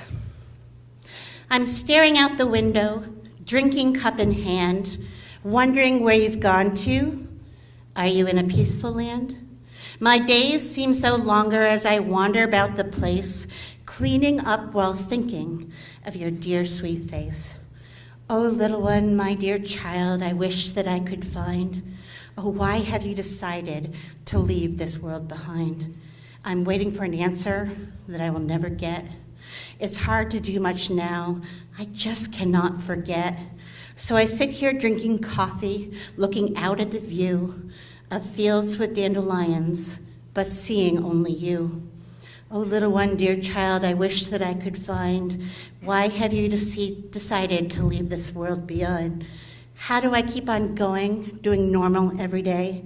How do I fill the time up to ease my pain away? I want to know the reason you felt so all alone. Why didn't you reach out to me? Now I sit here by the phone. It doesn't ring from you, dear, it rings with another voice.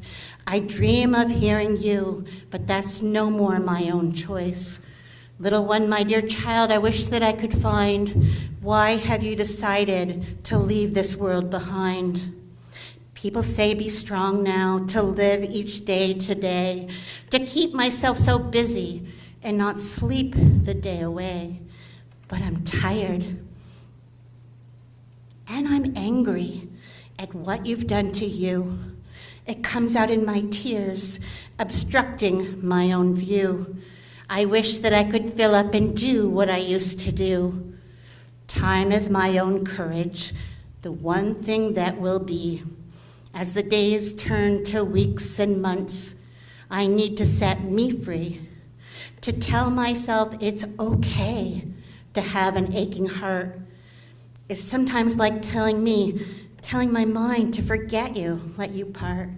But oh, my little one, my dear child, I wish that I could find. Why have you decided to leave this world behind? I walk out to the flowers in the fields where you once ran, and I walk on just for hours, just as long as I can. My legs start their aching, and I have to stop and rest. I take in a deep breath and start to feel the test. Are you with our God, not wanting me in pain? I reach out my arms wide and I feel you through the rain. I stand out there just pouring my heart to your stretched hand. Oh, perhaps now, my dear child, you are in a peaceful land. Thank you.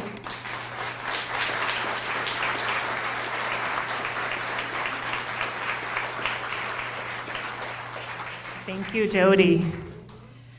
Next, we have Bill Coleman. Is Bill here? Wonderful. Thank you.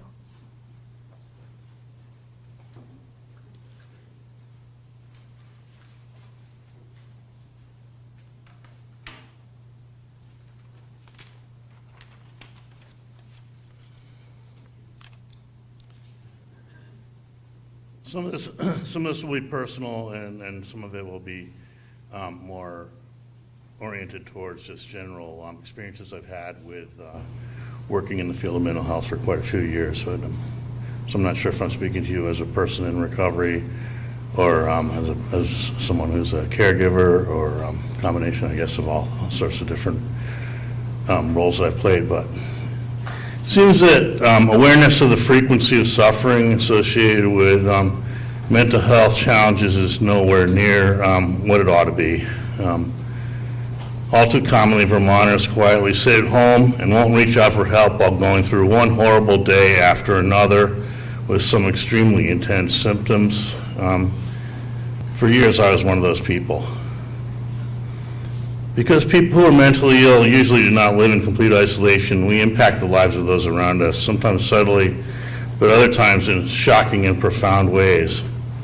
It's not unusual for someone who is going through what can feel like a living hell to say nothing even to those who may be around them. Many people grow up believing that people should be able to solve their own problems and be self-sufficient when it comes to trying to work through the most difficult of times. Often people who are severely depressed or even feeling suicidal will internalize all the horrors that they're feeling, even to the point of concealing any thoughts about a suicide plan entirely, or making only the vaguest of hints. Most people are highly uncomfortable with the idea of raising the subject of questioning a family member, a friend, or a community member to the effect of asking whether they'd be considering ending their own life. There are best practices as far as asking such highly sensitive questions, as well as approaches to avoid. And I was glad to have learned of these through several different offerings that I've come across over the years. Therapists and individuals specially trained in suicide prevention and allied mental health organizations stand ready to respond to opportunities to intervene and work with people who are at risk of making rash decisions about ending their lives. However, stigmas about mental health and suicide very often drive people to keep their suicide plans among their most closely guarded secrets. This can set the stage for some extremely sad endings to lives that could have, with the proper interventions, it might well have been turned around towards much happier days ahead. I'm a person experiencing decades of continuous recovery now from extreme substance misuse of alcohol and other drugs, followed by working, as I said, with my career in various mental health settings. My life has been personally marked by closeness to many a dear loved one, friend, or community member whose lives came to sudden and very sad endings. I wonder about others who overdosed and whether there was any deliberate effort to have done so. We'll never know. But statistics indicate that people suffering from the full range of mental health conditions should be regarded as vulnerable. Of course we are. We are more often victims of violent actions by unhealthy opportunists than perpetrators of acts of violence that we initiate ourselves. However, a certain small percentage of people with suicidal ideation can also have homicidal tendencies. Once a person is not well to begin with and ceases to care about her or his own life, it is not an enormous extension to begin thinking about harming certain individuals they feel have wronged them. Some develop plans not just to end their own lives, but to make one final statement and take others along with them.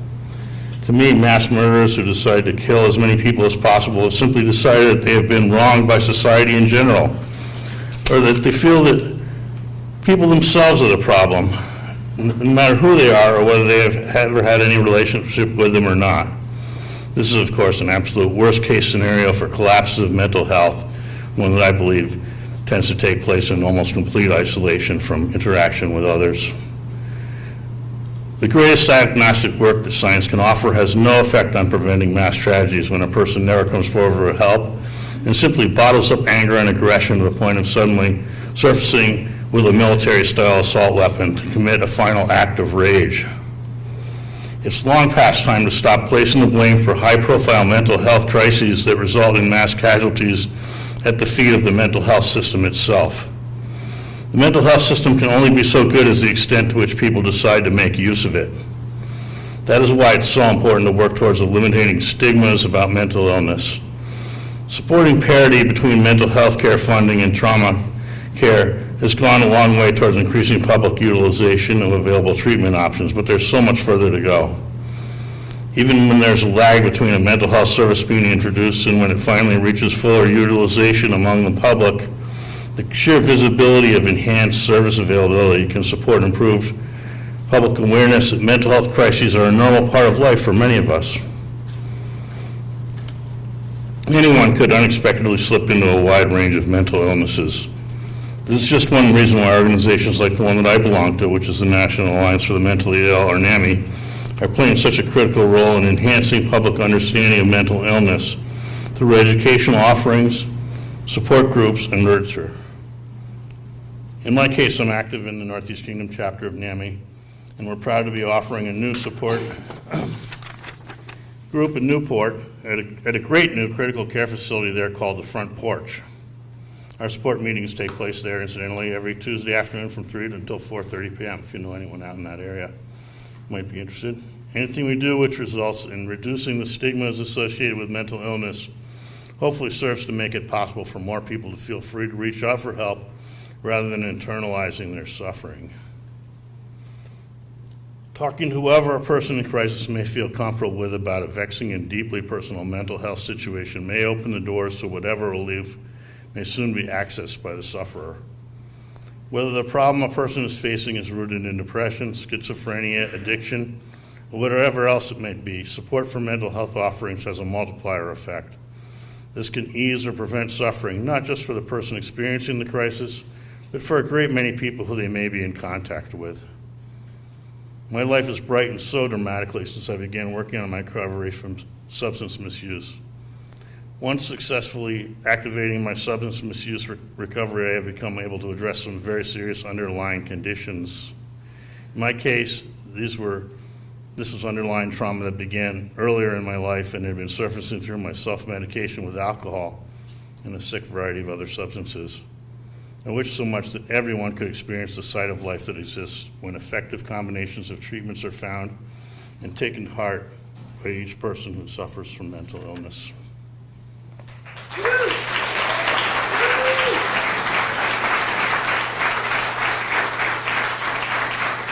Thank you, Bill. Next, I'd like to invite up Judy Seiler.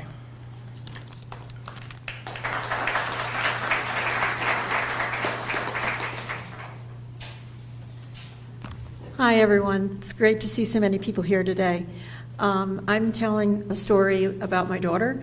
Although I have experienced, I used to have seasonal affective disorder and some depression, and so I can totally relate to the peers in the community too. We adopted our daughter from Russia. They had shown us a video of this 2.5 happy little toddler. When I went to Russia, size of a 6-month-old baby. She'd been thrown in a crib and pretty much neglected. And so we brought home this little sweetheart. And she was so brilliant and so amazing. She just was catching up so fast. I got her, and now I know how incredible this is because it's evidence-based that getting within 8 feet of a horse improves your health. One of the first thing I did was get her on horses because I had ridden years ago. And so we did horses, we did figure skating, we did skiing.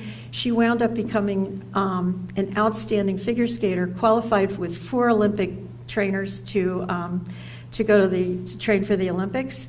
But we decided that would be a little too stressful because with her attachment disorder, her ADHD, anxiety, multiple things that she'd already experienced.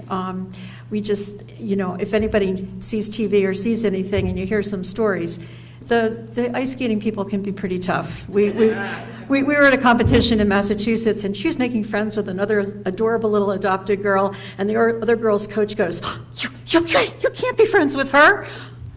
We compete against her. You can't like her. And so, we said, oh, this is not the right thing. So we switched to gymnastics. And the thing about Lisa is a couple hours of skating, a couple hours of gymnastics. Even though she's a little bit on the spectrum and different things, she could interact with people. She could do her homework. Just totally amazing.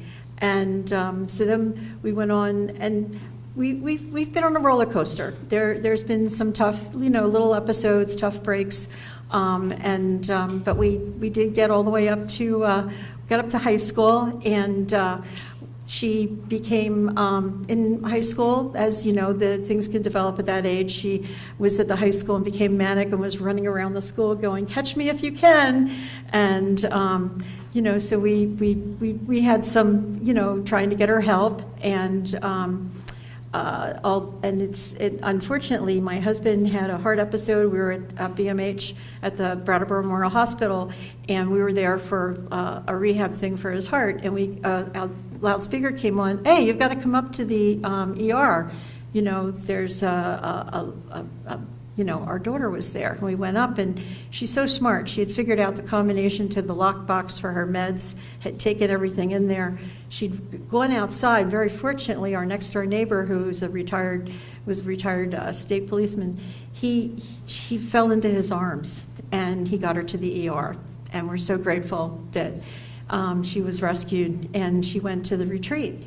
And all these years of our roller coaster, and nobody had ever mentioned anything like NAMI. What's that? And so she was at the retreat, and they said, oh, there's a support group in Brattleboro. Why don't you go?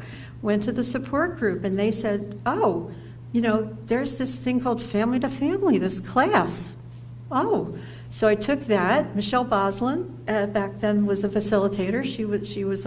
She and her husband were the facilitators, and it was like, whoa! I wish I had known all of this sooner. This is just totally amazing, and I immediately took the training to become a facilitator myself. But before I got to that point, Lise was at the hospital, and they said, oh, she's ready to go home, and we're like, we don't know that we can keep her safe. So what literally we believe saved her life is we were very fortunate she got into the Hilltop program that HCRS has, a residential program for young adults, and it was just a lifesaver. It was just the most wonderful thing. I cannot, tell HCRS, I've many times told them, that we just can be more grateful, and I wish we had more programs like that. And she was able to go straight from there to college. And once again, we've had roller coasters, we've had some tough years. But to give everyone hope, even with the roller coasters and things that have happened, she's almost done her master's degree in clinical psychology.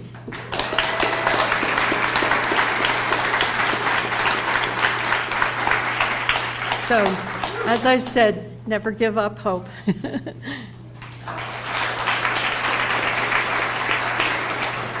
Thank you, Judy. Next, I'd like to invite Matina up to share a story written by Tyler Sears.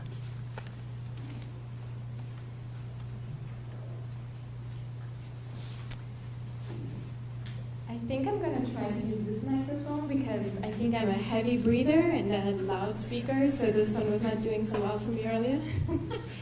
Also, just kidding, you thought you'd hear a lot from Amy, but apparently I get to talk a lot. I have the privilege and honor to share a story by Tyler Sears. I don't take this lightly. Tyler is not able to be here today with us, and I am really grateful that he's trusting me to share his words with all of you. My name is Tyler Sears, and I'm 35. I'm a 35-year-old drug addict in recovery. I was born to a 13-year-old mother and a 19-year-old father in September of 1990.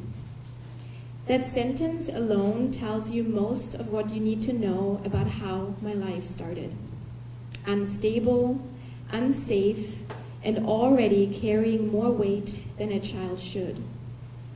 By the time I was 6 years old, I showed up to school with a serious head injury. I would not explain it. I wouldn't say who it did. I knew even then that telling the truth could cost me the one connection I had left. That was the day the state took me. One moment, I was someone's kid. The next, I was a case file. I grew up in institutions and foster homes, places with rules, routines, locked doors, and clipboards. I learned early how to survive inside systems, how to stay small enough not to get noticed, how to follow rules just enough to stay out of trouble. What I did not learn is how to feel safe. People think addiction starts with drugs. Mine started with survival. Both my parents struggled with addiction and mental illness. Add trauma, ADHD, anxiety, and instability, and the odds were not great. But the real damage wasn't just genetics. It was that my nervous system learned early. Stay alert, stay guarded, do not relax. Chaos felt normal. Quiet felt dangerous. When I finally found relief, it did not come from a substance at first. It came from structure. Institutions made sense to me. Clear rules, clear consequences, no guessing. Freedom, on the other hand, overwhelmed me. Too many choices, too much responsibility, too much room to fail. So when drugs entered my life, they didn't feel reckless. They felt safe. They quieted my mind. They slowed my body down. For the first time, I was not bracing for impact. Substances didn't feel like an escape. They felt like regulation. They did what no system ever taught me how to do, calm myself. And once I learned that shortcut, I chased it. What followed were years of addiction, incarceration, probation, and relapse. I moved between jails, halfway houses, rehabs, and the streets. Vermont spent a lot of time locking me up for behaviors rooted in untreated trauma and addiction. Every time I got out, I was further behind. No stability, no safety, and no real treatment. Prison did not fix me. It only reinstated the belief that I am not worth fixing, that my life was worthless, and that I should give up. It reinforced what I already believed, that I was meant to be managed, not trusted. I knew I had a serious addiction when I spent a good portion of this past summer overdosed on the streets of Burlington, with no direction and without a care in the world. I overdosed 5 times that past summer, but gracefully God held on to me. I knew it wasn't by chance or coincidence. The closest I came to dying was an overdose alone in a Phoenix bathroom in 2016. Phoenix House bathroom, sorry. 6 hours unconscious. When I woke up in the hospital, handcuffed to my bed, my first thought was not gratitude. It was panic about the drugs being gone. That's how sick I was. I should be dead. There is no dramatic explanation for why I am not. I did not make better choices. I didn't stop in time. I survived because something kept interrupting the ending. And eventually, that forced me to ask a harder question. What if addiction is not a moral failure, but a nervous system doing the best it can with what it was given? What if locking people up does not create safety, but reinforces the very patterns that keep addiction alive? I was locked up in October, segregated for almost a month before being brought to Bradford's Valley Vista for 30 days. This life-changing experience around some of the world's best staff and recovery aides blossomed into an opportunity to take my life back and live without substances. I graduated from Valley Vista and went on to the Regents location, a 3.1 program, a residential treatment program where recovering addicts can be housed upwards of 90 days while being reintegrated into the community.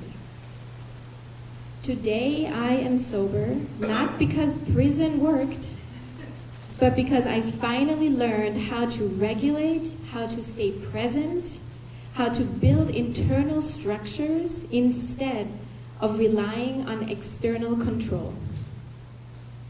I allowed for a hard reset of my beliefs and understanding and became teachable for Valley Vista to do their work within my life. Treatment worked, understanding worked, compassion worked. I stayed alive long enough to learn that. I used my time in recovery with Valley Vista to write a book, but I stayed. A memoir on substance use, institutions, and God. I decided to use the fact that I was always good at writing and memory to my advantage to spread the truth that there is another way out besides the jails, institutions, and death. And that's recovery. And that's why I'm here, because recovery does not start with punishment. It starts with stability, treatment, and the belief that people are worth saving before they are broken beyond repair. I stopped running from the fact that I have an addiction and stuck through treatment. I stayed. Again, this is Taylor Sears' story.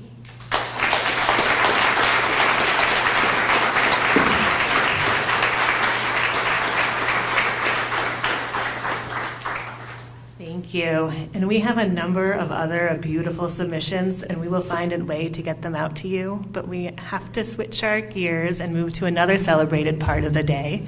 I'd like to invite Daniel up to begin our award ceremony.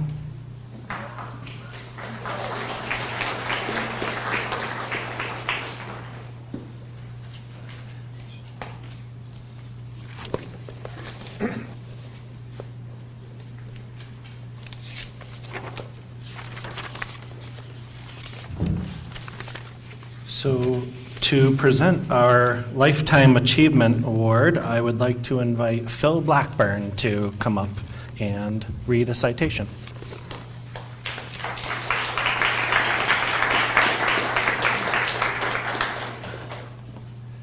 Thank you very much. It's excuse me. It's very nice to be here to represent HCRS. I've been on that board for quite some time, and they had the misjudgment to make me chair of the board for like 3 years, but they're still here, so we're good. Today we have the opportunity to recognize someone whose work embodies the values of the folks who are here and are in the business of treating folks with mental health disorders. This award is not just about years of service, although the recipient has quite a few, but he also has had a lasting impact both within HCRS and within the community in which he lives. We live in the same community. I know very well what he does within that community. And over more than 30 years with HCRS. In those years, a lot of challenges were presented, not the least of which was COVID, changes in payment systems, something that the DAs out there are very, very familiar with, and budgets, both ample and challenged. And it's been as you know, with budgets, it's you're always waiting till kind of the last minute to hear what your budget's going to be, and then you go from there. Collaboration has been a hallmark, I think, of who I'm talking about, be it Vermont Care Partners, Dale, Department of Mental Health, or local selectmen in the communities in which HCRS administers help, both Windham and Windsor counties. And Advocacy has never been separate from his leadership. He also has always just meeting in and meeting out, and I've been in more meetings than I can count with this gentleman, he always talks about philosophy of care, which kind of really does symbolize what he brings into a room, compassionate, caring attitude for those who are in need. He is also deeply humble, which is something that I think is difficult because he's a man of really, in my judgment, great accomplishments, but his humility has at times just really touched the board members, touched the staff, and more importantly, touched the folks that receive the services. So what I'd like to do is, speaking for the HCRS board and myself, particularly the employees, past and present, I would like to award the Lifetime Achievement Award to George Karabakakis. Come on up.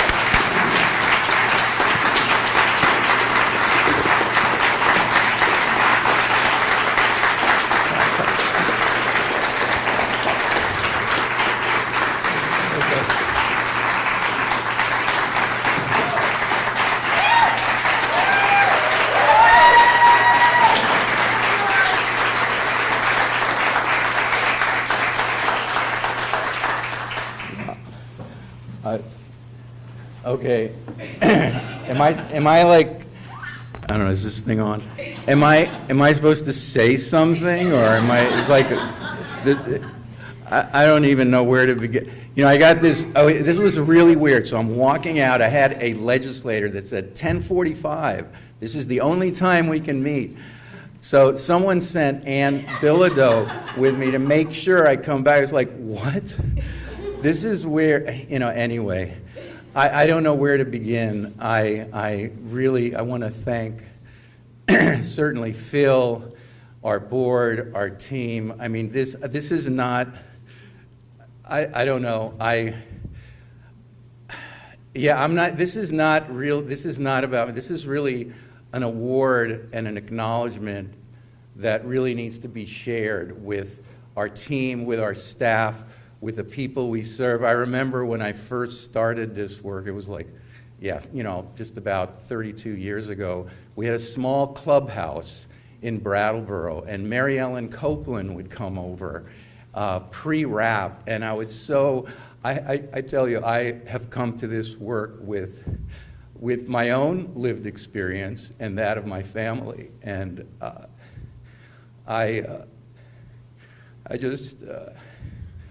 This is just incredible work.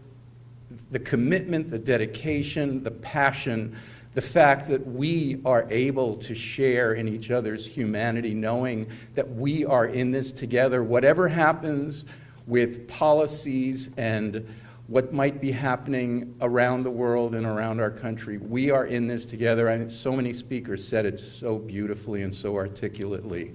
And I just want to resonate, it so resonates. And you all are doing, we are all doing incredible work, and I just want to thank you all for this recognition. I think, is that like, what is it, imposter? Like, do I really deserve this? I don't, it's not me. It's really, anyway, I know there's other awards. I just want to, because I do tend to go on. So thank you. Thank you very much.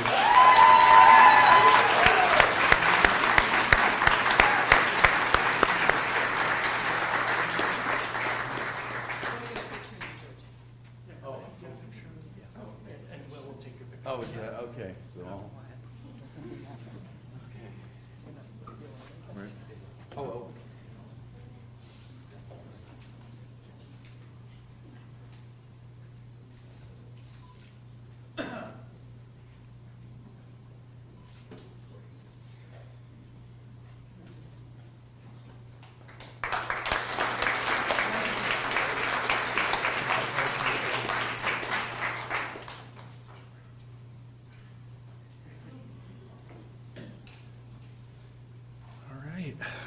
For the second one, I'm going to read the nomination, and this is for the 2026 Mental Health Advocacy Award Excellence in Leadership Award, nominated by the Belkate School.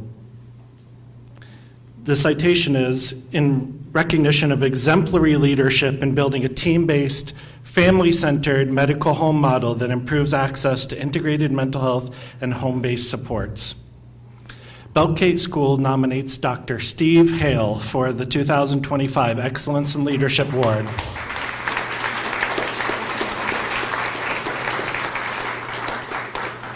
In our experience, mental health services can be very difficult to access and secure in Vermont. Dr. Hale has played an important leadership role at Essex Pediatrics to develop a medical home model that operationalizes team-based, family-centered, culturally respectful care, integrated mental health, and home-based supports.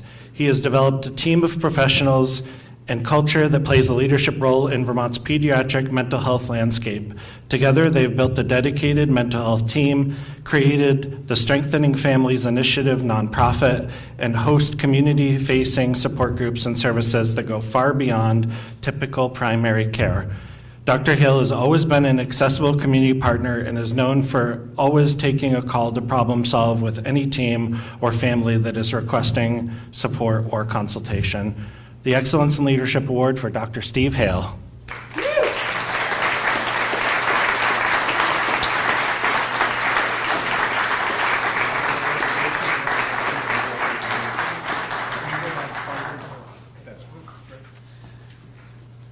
So I love Jesse Bell from Belkate School, if you know Jesse, but sometimes he doesn't give all the information. So he said he can't come today because they have a thing called school today, okay?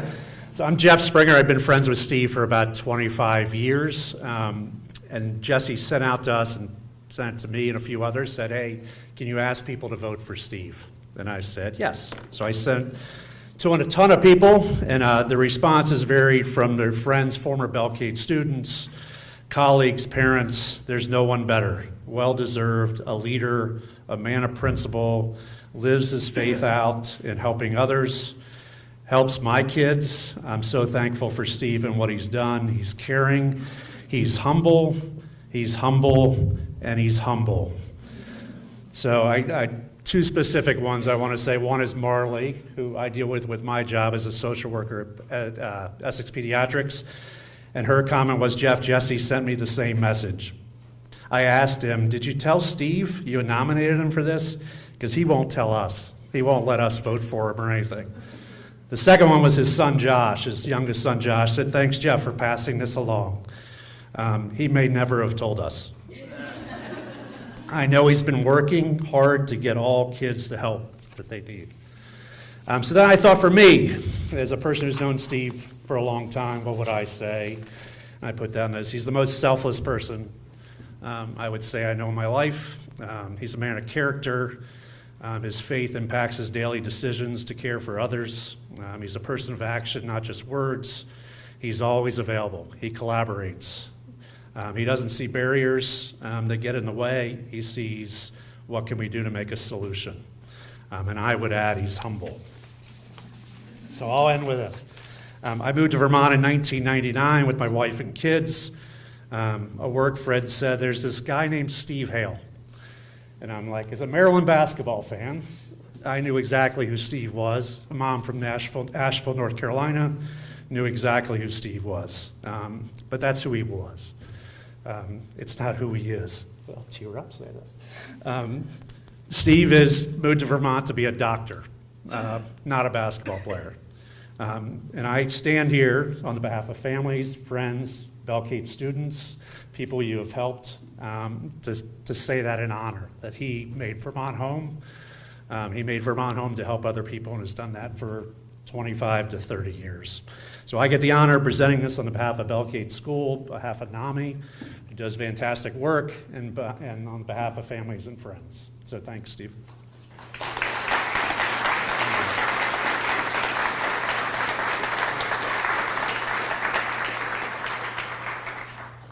Thank you for the award. I'm a part of a team, and Kath Burns runs our mental health team. She's exceptional. If you want to know what we do, call Kath or call me, and we'll be happy to tell you. Thank you.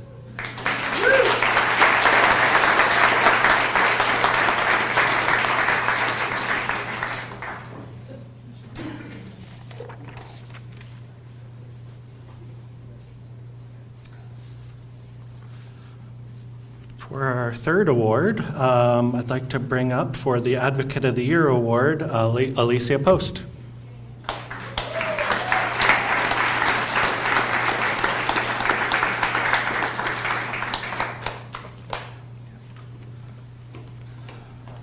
It's not an award for me, it's for Mark. I'm going to tell you about Mark. So my name's Alicia Post. I work for Washington County Mental Health Services. Woot woot. I see you all in the back. And it's an honor and a privilege to present this year's Advocate of the Year award to our very own Mark Schmall. Mark has been a pioneer in leadership, clinical excellence, advocacy, and compassion at Washington County Mental Health Services for more than 40 years. He's both a fierce and deeply kind advocate for all people, especially for Vermont's aging population. Mark began his career in our CSP-CRT program at its very inception and has led the way for countless others on a path toward recovery. He currently serves as the Director of Counseling Services in the Intensive Adult Mental Health Program and is the Program Manager for our Elder Care Services within Adult Mental Health. In these roles, Mark has built strong, lasting partnerships both within Washington County Mental Health Services and with external organizations, including the Central Vermont Council on Aging, among many others. Mark was part of the very first pilot program of the Elder Care Program and went on to grow it to be one of the most robust and respected programs in the state. His advocacy for Vermont's aging population is tireless and far-reaching, including presenting to state legislature on numerous occasions to ensure their voices are heard and their needs addressed. I've never met a more kind, caring, and genuinely good human being. Mark's dedication to the people we serve, the staff he supervises, and the broader mental health community is beyond what words can fully express. His impact, both professionally and personally, will be felt for generations to come.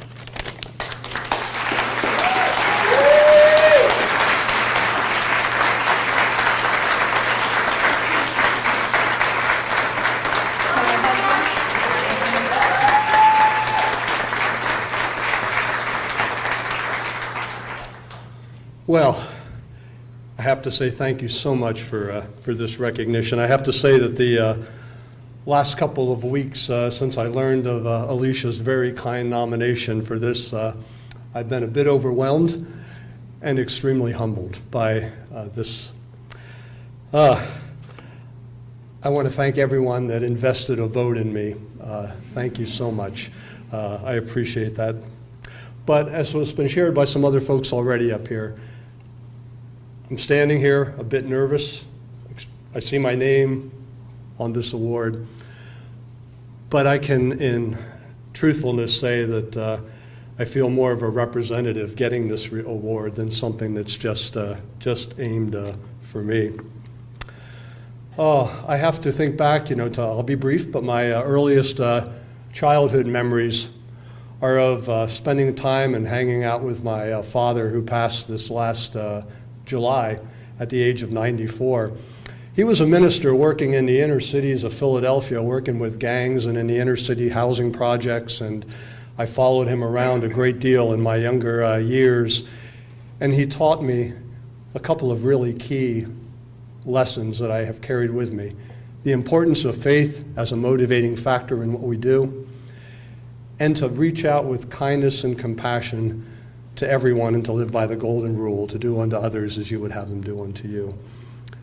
And then I look back and I see so many faces over the last 40 years at Washington County Mental Health.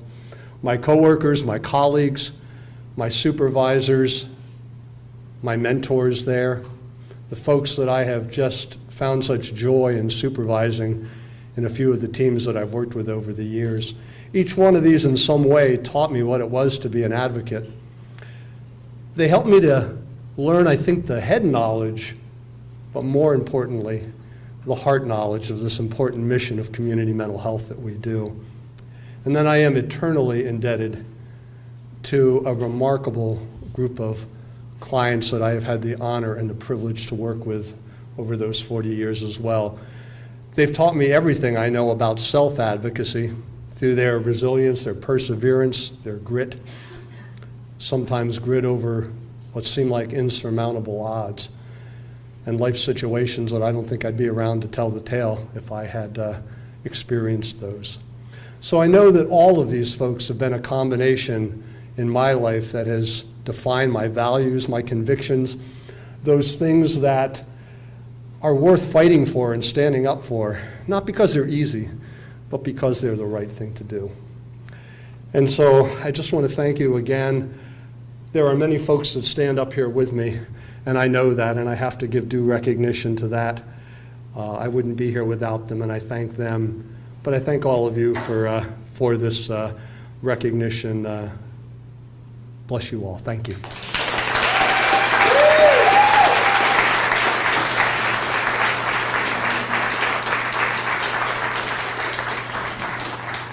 So you all have been just incredible, patient, and everything. We are nearing the end of the program. In case you're wondering how the heck we're going to feed this many people, we were wondering that too. So we ordered some more food. We're going to have a Vermont smorgasbord. In case you don't like pizza, you can blame me. So we did order a bunch of pizzas on top of everything that is there. I'm actually going to I'm going to deputize all of you to kind of help us to make the tables and surround them with chairs for our lunch with legislators. And before we move to that, we've got a little surprise, and then Lori's going to wrap us up. But I feel overwhelmed, honestly, looking out at this crowd with emotion and hope and gratitude and amazement at what I see in front of me. And I also think about the fact that many of us are here because we have experienced adversity, because we have maybe overcome adversity, because we are living through adversity, and we've turned into a way to pay it forward and help others. And at the same time, many of us have experienced profound loss, both in our lives and in our careers. And I hope that I'll be forgiven for doing this, but I just want to mark the fact that Scott Garvey's family is here. And I don't know if you'd be willing to stand up for us and just to wrap our arms around you and to say that we're with you, and you are not alone, and all of us who have lost continue this fight for you and your family and for all of our families and for all of the people that we have lost.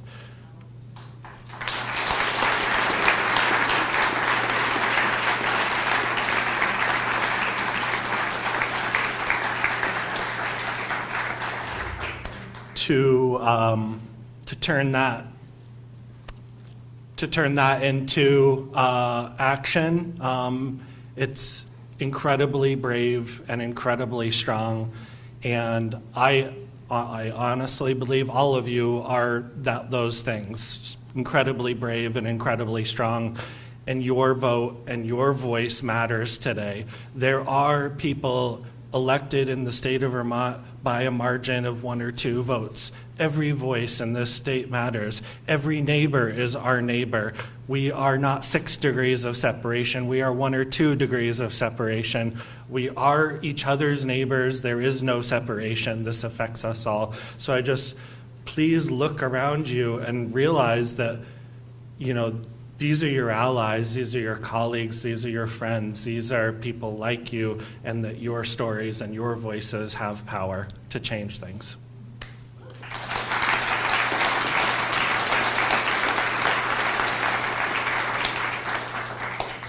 So to share our surprise, I would like to invite Judy Seiler, who is representing the Chip and Judy Seiler are the chair and co-chair or vice chair of NAMI Vermont, but really this is on behalf of us all, because every once in a while there are these singular figures in our community who deserve to be acknowledged. So, Judy. It's my pleasure, on behalf of the staff, board, and all the volunteers of NAMI Vermont, as well as all of those involved in our wider mental health community here today, to present this Lifetime Achievement Award to Lori Emerson.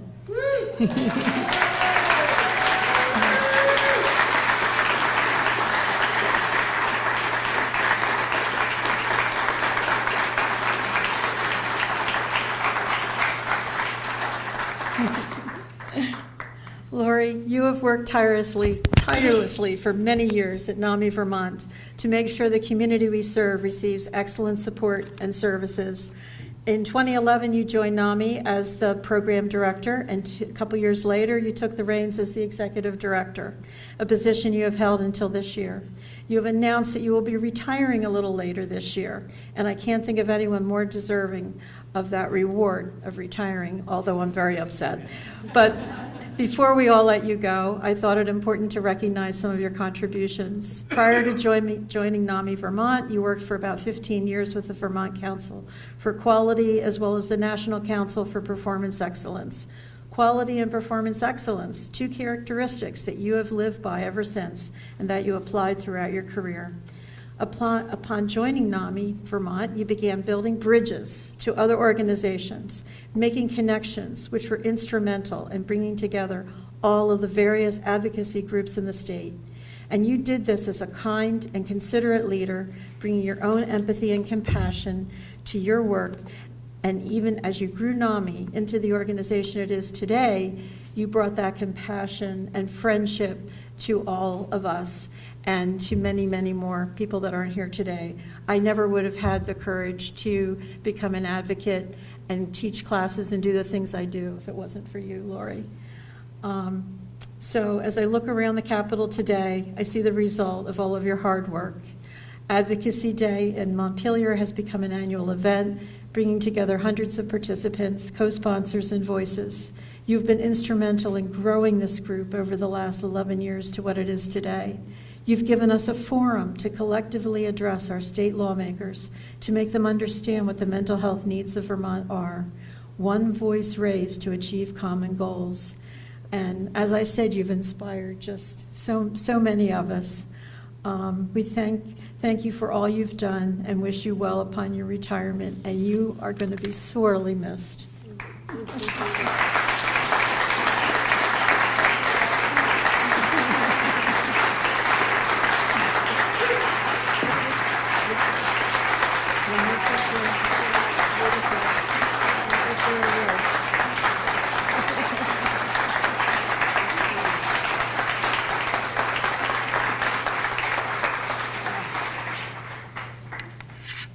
Thank you so much. It is quite an honor.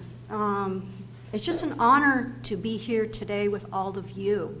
I mean, this is how we've grown Mental Health Advocacy Day. We started out with maybe 25 people at the State House. My first advocacy day, number one. And look at how we've grown. We've got hundreds of people. I remember working with Peter Espenshade to say, you know what, we can't do this alone. We need to do it together. And that's why bringing all of these co-sponsors and their network here, this is how we get it done. It's by our lived experience that legislators want to hear from us. And I was never an advocate before this, except for my son. I have two sons, and they both have depression and anxiety. And there's always that hope. There's always that recovery that people go through. And because of what they went through when they were children, it changed my life. Because I dedicated my life to coming to NAMI, Vermont, where this is family.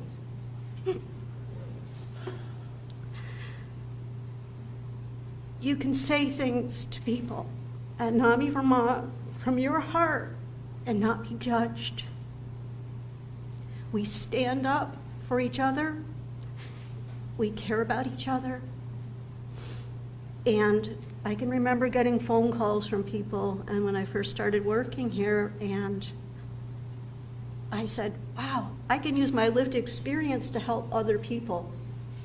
I'm not a clinician, but I've learned from all of you. You've helped to inspire me, and the experiences you have, I bring to the State House. I let them know what we need to change, and we need to keep changing things. My family's been through some horrific things as well. You know, crisis response shouldn't be police coming to your house when there's a mental health crisis and tasering your loved one in front of you. And I testify to this. And we need to keep letting people know what we need to do.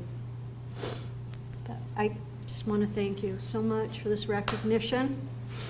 There's a new job opening up at NAMI, Vermont.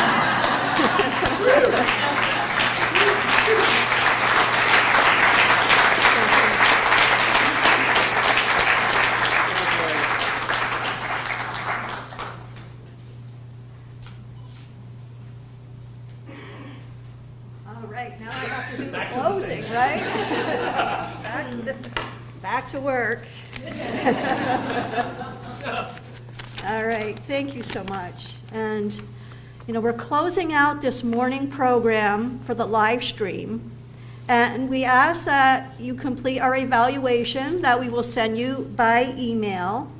And for everybody here in person, we're going to continue with the program. So we have a couple more sessions with Amy Johnson from Vermont Care Partners.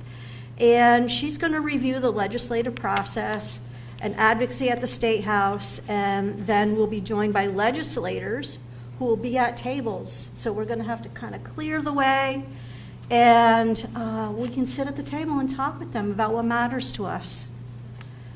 So I thank you for joining us by live stream, and we'll be closing out our program, and then we'll be going on to our next session. So thank you.